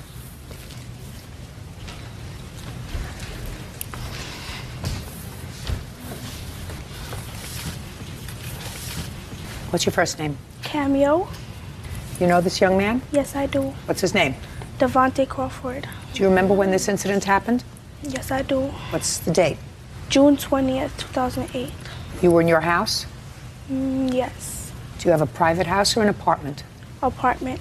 What floor do you live on? First floor. Who was home with you? Actually, I was staying with my auntie. So was this in your house or your aunt's house? My house. So you were home, and who was home with you? Nobody. You were home alone? Yes. How long had you been home alone? I only came downstairs for like 5 minutes. Your aunt lives in the building? Yes. So you had your own key to get into the house? Yes, I do. What time was that? I don't remember. Morning, afternoon, or evening? Afternoon. Was it a school day or a non-school day? It was a school day, but I didn't go to school. Why didn't you go to school? Because my graduation was on Monday and I had to do my hair. Who was doing your hair? Actually, that day I was pulling it out.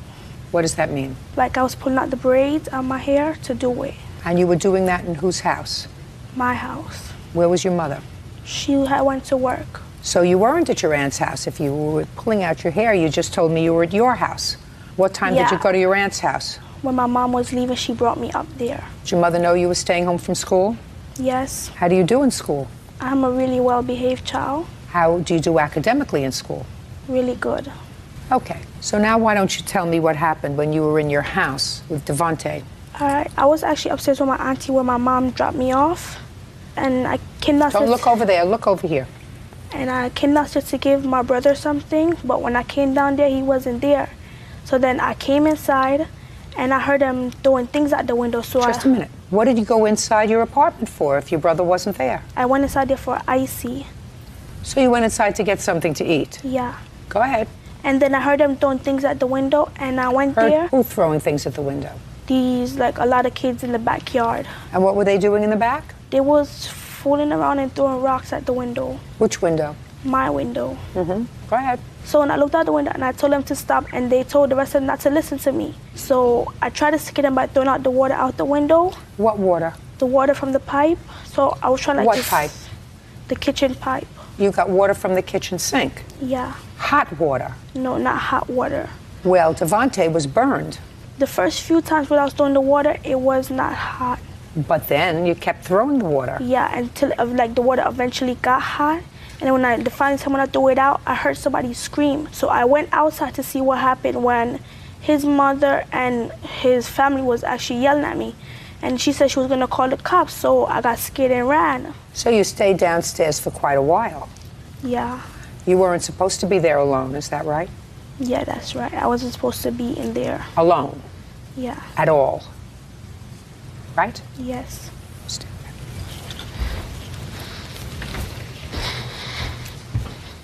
Your claim, Ms. Crawford, is that your son was injured and he had at least second-degree burns on part of his body. Yes. Do you have the medical records? Yes. I'd like to see them, please.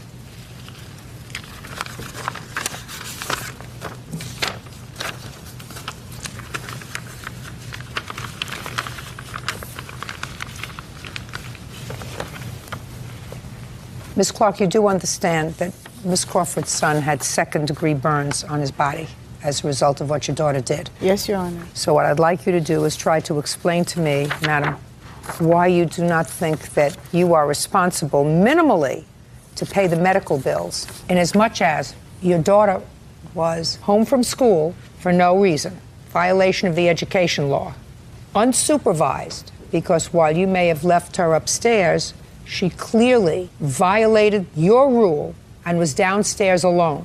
Because if you think I believe this whole story about, she went in for an ice pop, I don't believe that, and neither should you.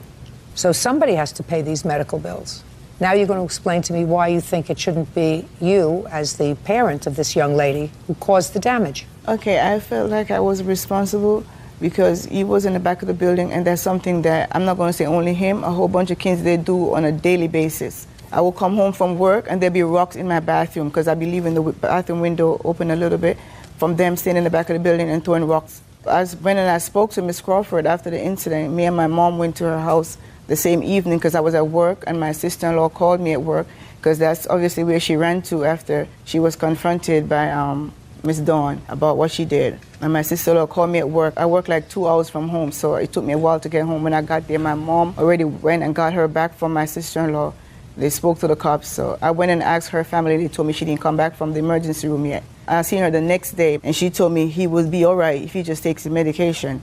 I seen him on a couple of occasions, and she kept telling me he was fine. So I didn't know I was going to be held responsible for a bill. Do you think that you're responsible for the bill? Do you think that your daughter's responsible for the bill? Well, my daughter's a minor, and I'm a mom. Right, So. she's a minor. So then that would mean that if she would be responsible, you would have to pay the bill as her mother.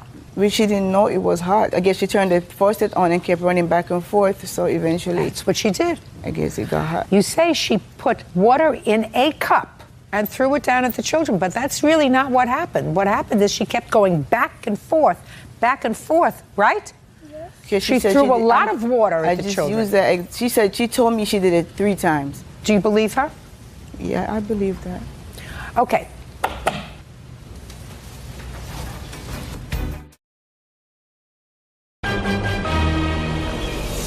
Real cases, real people. Judge Judy. Dawn Crawford says 11-year-old Cameo Forbes poured scalding water on her 5-year-old son, causing second-degree burns. Okay. Your name is? Devontae Williams. Okay, so you were throwing some rocks at the window? No, it was other people, her cousin. Whose cousin? Camille's. Is that her name, Camille or Cameo? I don't know her real name.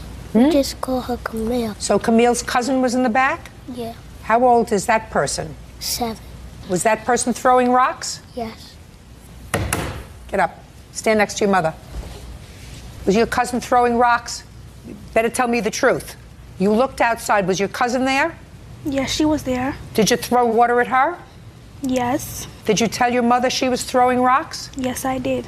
She told me she was throwing rocks. My niece told me she was back there doing it too. Did you see anybody else throwing rocks? Just make sure you answer the question. Did you see anybody else other than your cousin throwing rocks? Yes, I did. Who? Like her little friends and these other kids. Do you know who they were? Yes, I do. Now you can go sit down. You know you did the wrong thing, correct? Yes. Okay. You are absolutely 100% responsible for the medical bills that Miss Crawford had for her child. What were your medical bills? The medical bills, the total is $1,773.91. She's bigger than you are. She can cause a lot of damage if she doesn't do the right thing. You understand? Yes, Your Honor. What do you think would have happened if she scalded and caused second-degree burns on your niece? I'll be in the same amount of trouble as I am today, Your Honor. Oh, a lot of trouble in your family, right? Yes, Your Honor. Of course. Judging for the plaintiff in the amount of $1,773. I have Yes. pictures of the damages. I'd like to see.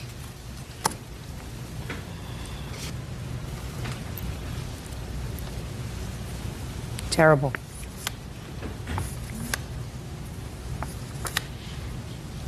Ms. Crawford, if this was an adult, I guarantee you, you would receive punitive damages. You understand that? Yes. She may be a big girl for her age, but she's still 11. And she was 10 when it actually happened. Terrible, terrible scars. Have you seen these pictures? No. Well, I want you to come up here.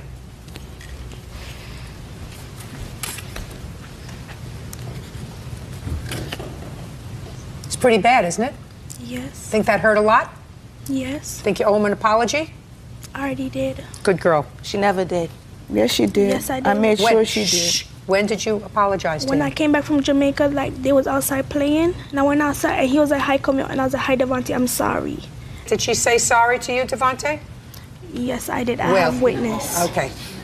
You owe him a big-time apology. Did you apologize to him right after it happened? No, because right after it happened, I didn't see him. You should have gone over to see him. I wanted to take her, but she said she was scared, so I went by myself with my mother. You should have taken her over there.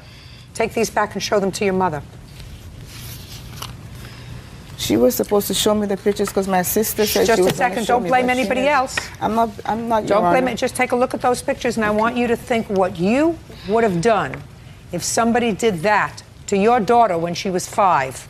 Do you have any idea what you would have done? I'll be upset, but Upset? I don't know what level I would take it to, Your Honor, but I know I'll be upset. Go back to your mom. Children are not supposed to be left unsupervised. I didn't leave her unsupervised, Your Honor. She was supposed to be with my sister, like she told you. Then your sister was irresponsible because your daughter was downstairs in the apartment for more than 5 minutes. She told me 5 minutes, but she decided to take care of her hair downstairs in the apartment. She was not supposed to. My sister, what happened? Why she didn't go to school? I know. She wasn't supposed to be down I know. Your sister did not do the right thing, but ultimately you're the parent. So if somebody did this to your daughter when she was 5 or 11, you would be furious, right? Yes, Your Honor. Okay. You feeling all right now? Yes. You're not going to throw rocks, are you? No. Good. Don't hang around with people that throw rocks either, okay? Good.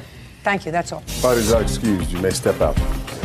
I'm going to take responsibility for what happened, and I agree with the judge. My son really suffered. He had a lot of damages. There's always kids back there throwing rocks out the window. She did it on purpose. She told me she did it on purpose. She was just tearful and scared because Devontae actually, she said, was her friend and she didn't mean to hurt him. She came up the window and she started pouring water. I heard him scream in the backyard. That's when I seen Camille in the doorway saying, I didn't mean to do it. I didn't mean to do it. Everybody was just yelling at me. I didn't even get to see him. She was saying that she poured boiling water out the window and she didn't mean to do it on Devontae. I should not throw hot water through the window on nobody. And now the next case. All parties in the matter of Horsley versus Denon. Step forward, please. Johnny Horsley is suing horse trainer Linda Denon for the return of a saddle. Johnny says his 15-year-old granddaughter sold it to her without his permission. Mr. Horsley, I assume this is your granddaughter. Yes, Judge. And she was staying with you? Yes, ma'am. For how long? She's usually there on the weekends, plus all summer. According to your complaint, you let your granddaughter borrow your saddle, a saddle that you owned.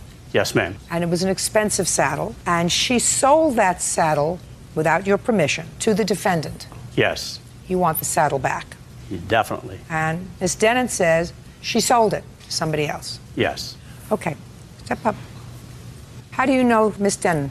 There are neighbors. See them riding down the road every now and then. Do they have horses? Yes, ma'am. Do you ride horses there? Not with them, but at my grandparents', yes. Tell me about this saddle. Our neighbor gave it to us as a gift. Gave it to who as a gift? My grandfather. To me. Shh, I'm not speaking to you. When? Sometime over the summer. Was it a used saddle or a new one? It was new, but it was 3 years old. Did you pay for the saddle, Mr. Horsley? No, ma'am. It was given to me by my neighbor. It still had the price tags on it. It had never been on a horse. Could you tell me why she gave you such an expensive gift? I do a lot for my neighbor. She's divorced, and she has 20 acres, and I help her a lot.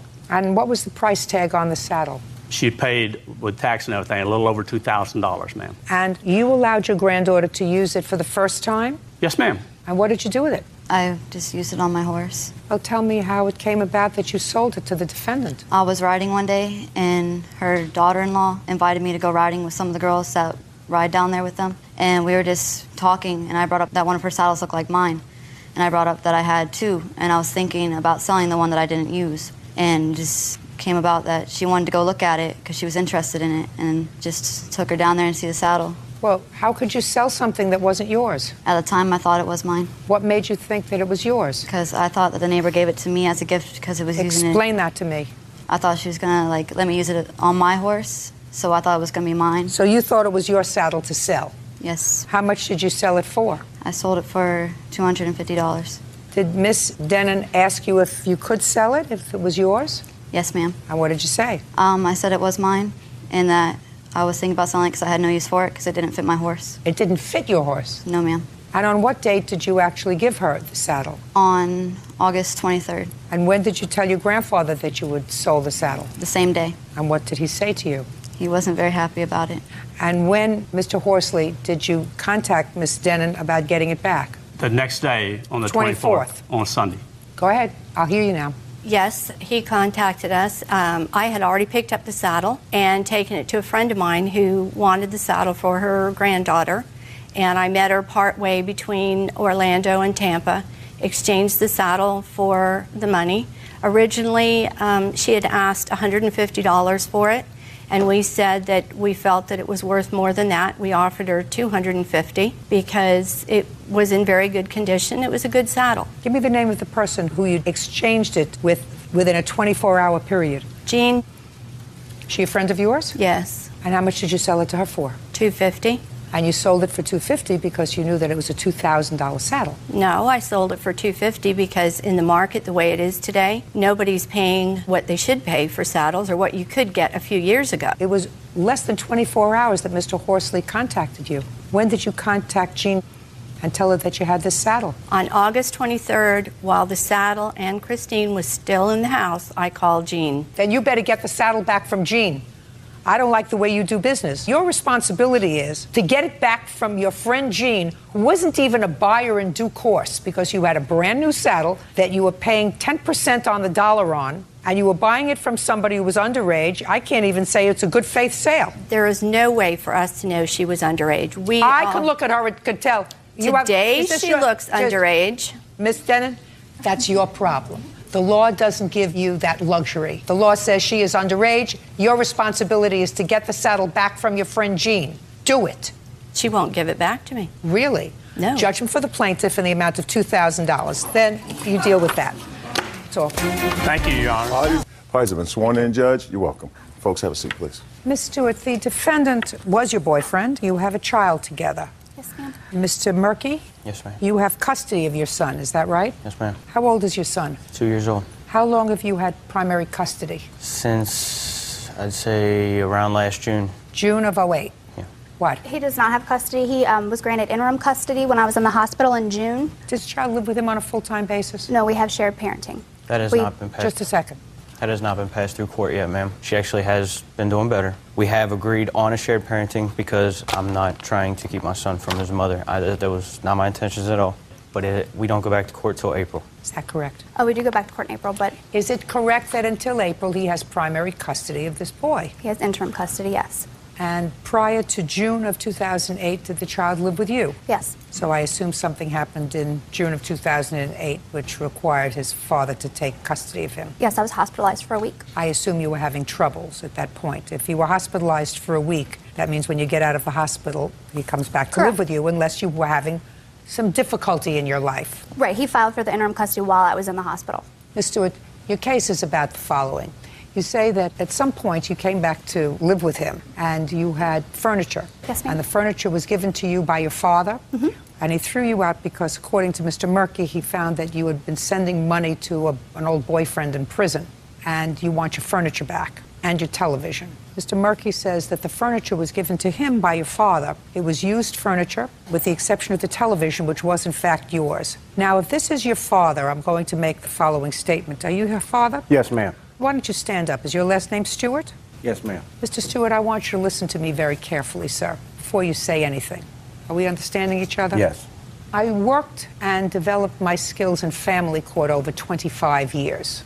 There isn't a story I haven't heard in one form or another. Are we understanding each other? I understand. Now, I gather from reading these papers that at the time that your daughter was incapable of parenting her child, that Mr. Murky, who appears to be a rather responsible young man, took over that role. Would that be a fair statement? Yes. Now it appears to me as if your daughter is probably doing better. That a fair statement? She's doing very well. She's doing very well. That doesn't mean that she's the more responsible parent. Do you understand what I'm saying, Mr. Stewart? I understand. I want you to listen to me very carefully. Because she's doing better doesn't automatically mean that she should have custody of her child. Do you understand me? Yes. Were you a good father? I tried to be. Did you live with her mother? Yes. Was her mother a good mother? Yes. Did you feel as if her mother was a better parent than you were? Probably she was. He's a better parent than your daughter. That's not true. Yes, Mr. Stewart. Right now, in your grandson's short life, he has been the one who's been responsible for him when your daughter was incapable because of whatever messing up she was doing. She was messing up. So I want you to listen to me very carefully before I ask you these questions, Mr. Stewart. Before you alienate him, who very well may be the primary caretaker of your grandson for a long time, before you alienate him by telling something that's not true, I want you to think about it, and the best thing that you can do is just say, I have nothing to say. Because Mr. Murky said to me in his answer that you came to him at work and said, I've just bought some new furniture. And if you can find a way to get the furniture over to your house, you can have my old stuff. That is not true. And I don't believe you. Why would I give him furniture Now, and not my why? daughter? Why would you give him furniture? And not my daughter. On what date did the furniture move into your house, sir? August, September, October. What date? The middle of November. It was after my birthday. My dad gave it to me for my birthday. Were you in rehab? Is that what? Let's understand what we're talking about. No, Were you in rehab in June? I've never been in rehab. What kind of hospital were you in June? I was at University Hospital. I was having seizures where I was blacking out and I wasn't remembering chunks of time. Had you been involved with drugs or alcohol prior to that time? No, ma'am. Go ahead. She was having problems. She was doing some things. I'm not quite sure what she was doing. She was running them up, but she was hospitalized for those That's reasons. a very nice thing for you to do. So the reason you would give him the furniture, your daughter was then living with him. He had been caring for your grandson alone since June. That's not true. What do you mean it's not true? I helped with the grandson. Me and my wife helped, and my family helped. It just wasn't all on him. As it should be. Just a second. You're the grandfather. So if you and your wife helped out, that's fine. That's what you should do. Well, that's what we did. That's what you should do. Well, he didn't say to you, listen, I'm just a father. I can't take care of a 2-year-old. He said, I'm coming in. I'm going to take over. She can't take care of the child now. And if you helped, that's what you're supposed to do.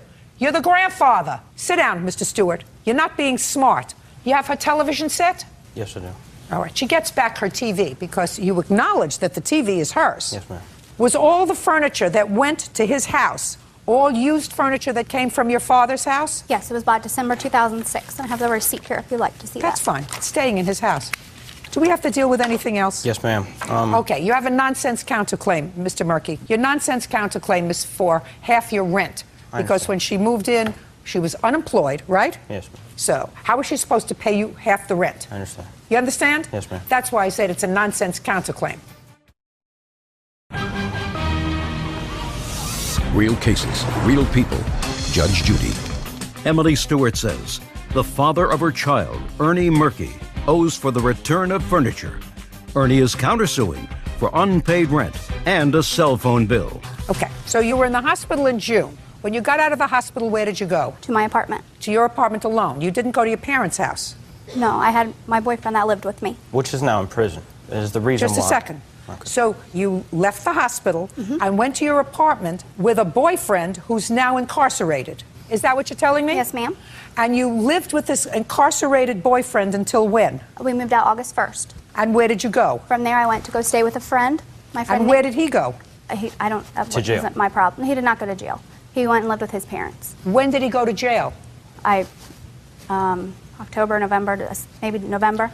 And what evidence did you find, Mr. Murky, that she sent money to him? I found receipts showing plain as day that she was dropping the money off, not sending it. She actually took it down there to him. His mother paid me to take the money. It was her money. She paid me to drive it down there. So at the time you were living with the father of your child, you were doing errands for your former boyfriend's mother by taking money to the jail for him. Yes, ma'am. Do you understand what I'm saying, Mr. Stewart? Yes. You get what I'm saying to you? Don't cut him off. Her judgment is south. Don't cut him off. You never can tell. Do you understand? I That's understand. why I didn't let you testify. You get back your television, Ma'am. period. How about the... I actually have another counterclaim. We have a cell phone bill that went into collections that's for $969.82. I have the last bill that was sent out and the collection letter showing that they're coming after me because I was the primary account holder. When you gave her this cell phone, was she working? Is not an answer. Yes, ma'am. Where? She was working for PNC at the time. I worked at U.S. Bank, ma'am. When? Before we split up the first time. It was probably 2 summers ago. Oh, forget it, Mr. Murky. Forget it. I don't go into ancient history, sir. You get back your television, period.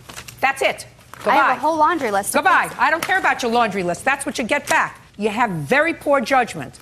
How do I have poor judgment? I can ask your father to tell you how you have poor judgment. Because if you're I had living, a medical issue?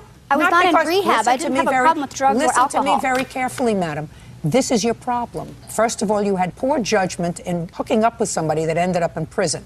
You had poor judgment in, while you were living with the father of your child who was supporting you, you were doing errands for this person who was in prison by delivering him money. That's poor judgment.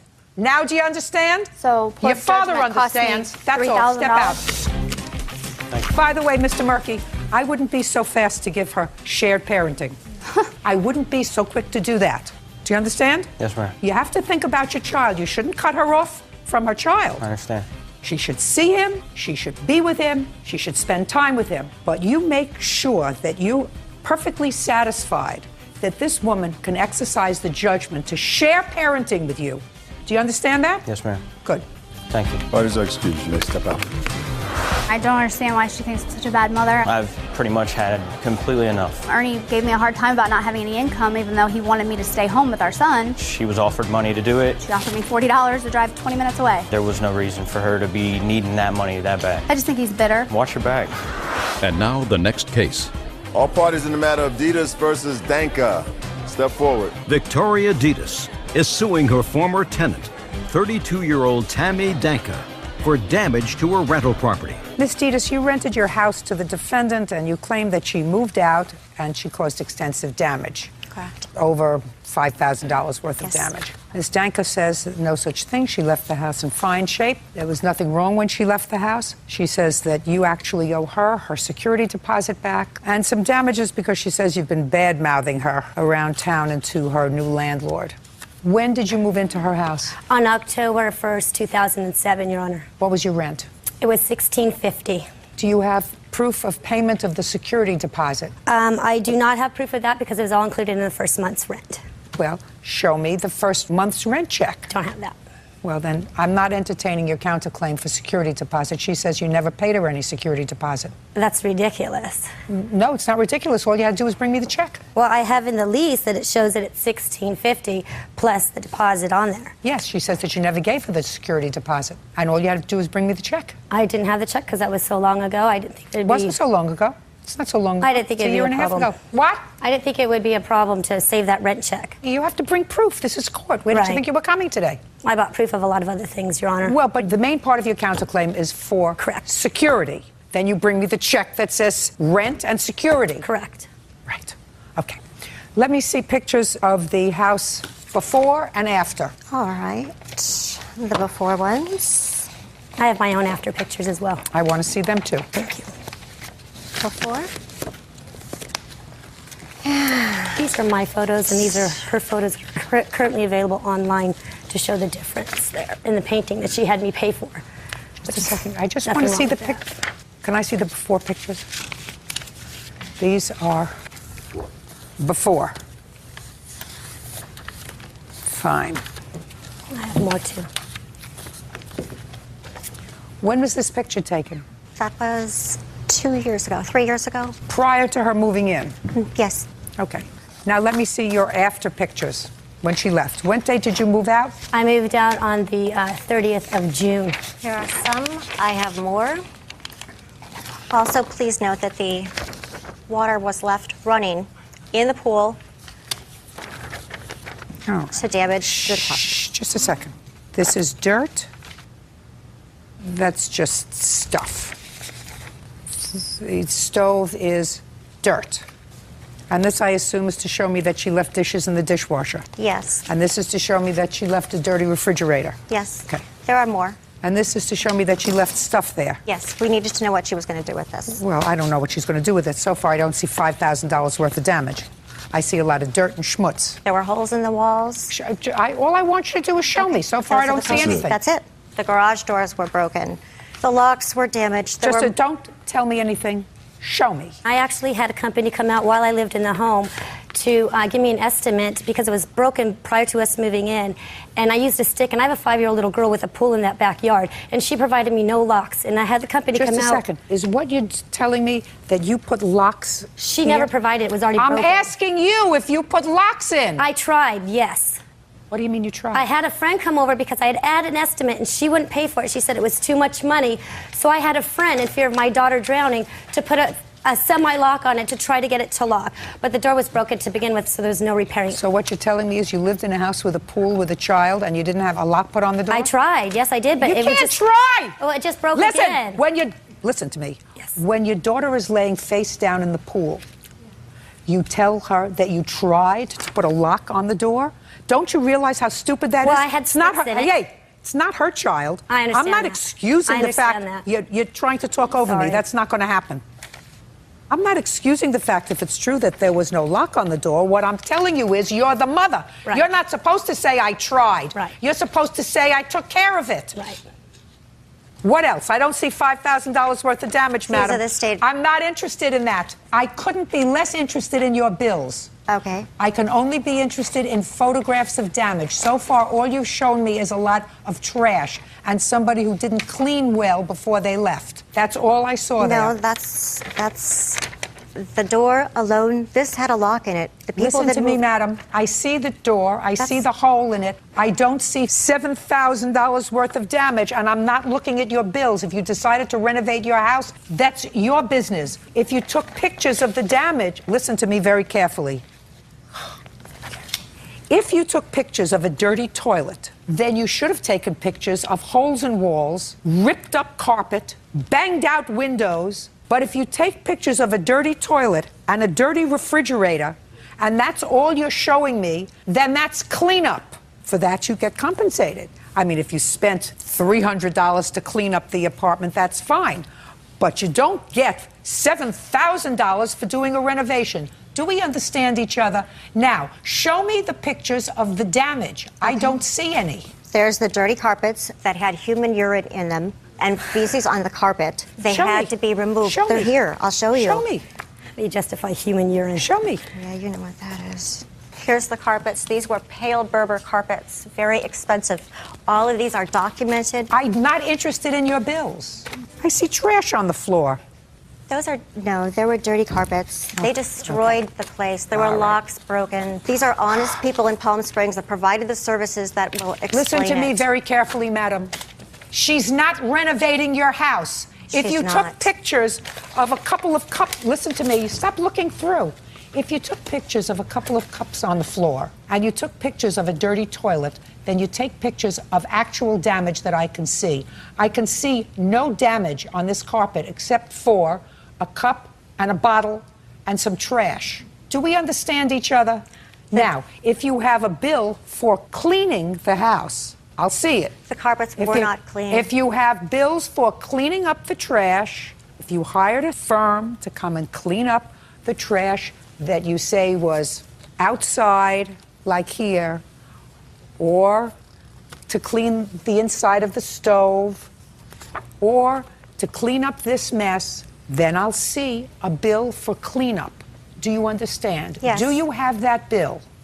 Well, I'm under oath, and I can tell you that there were rocks and marbles down my garbage disposal. Your case is dismissed. Your counterclaim is likewise dismissed, madam. You don't have any proof that you paid any security deposit. Thank you, Your That's all. Honor. Parties are excused.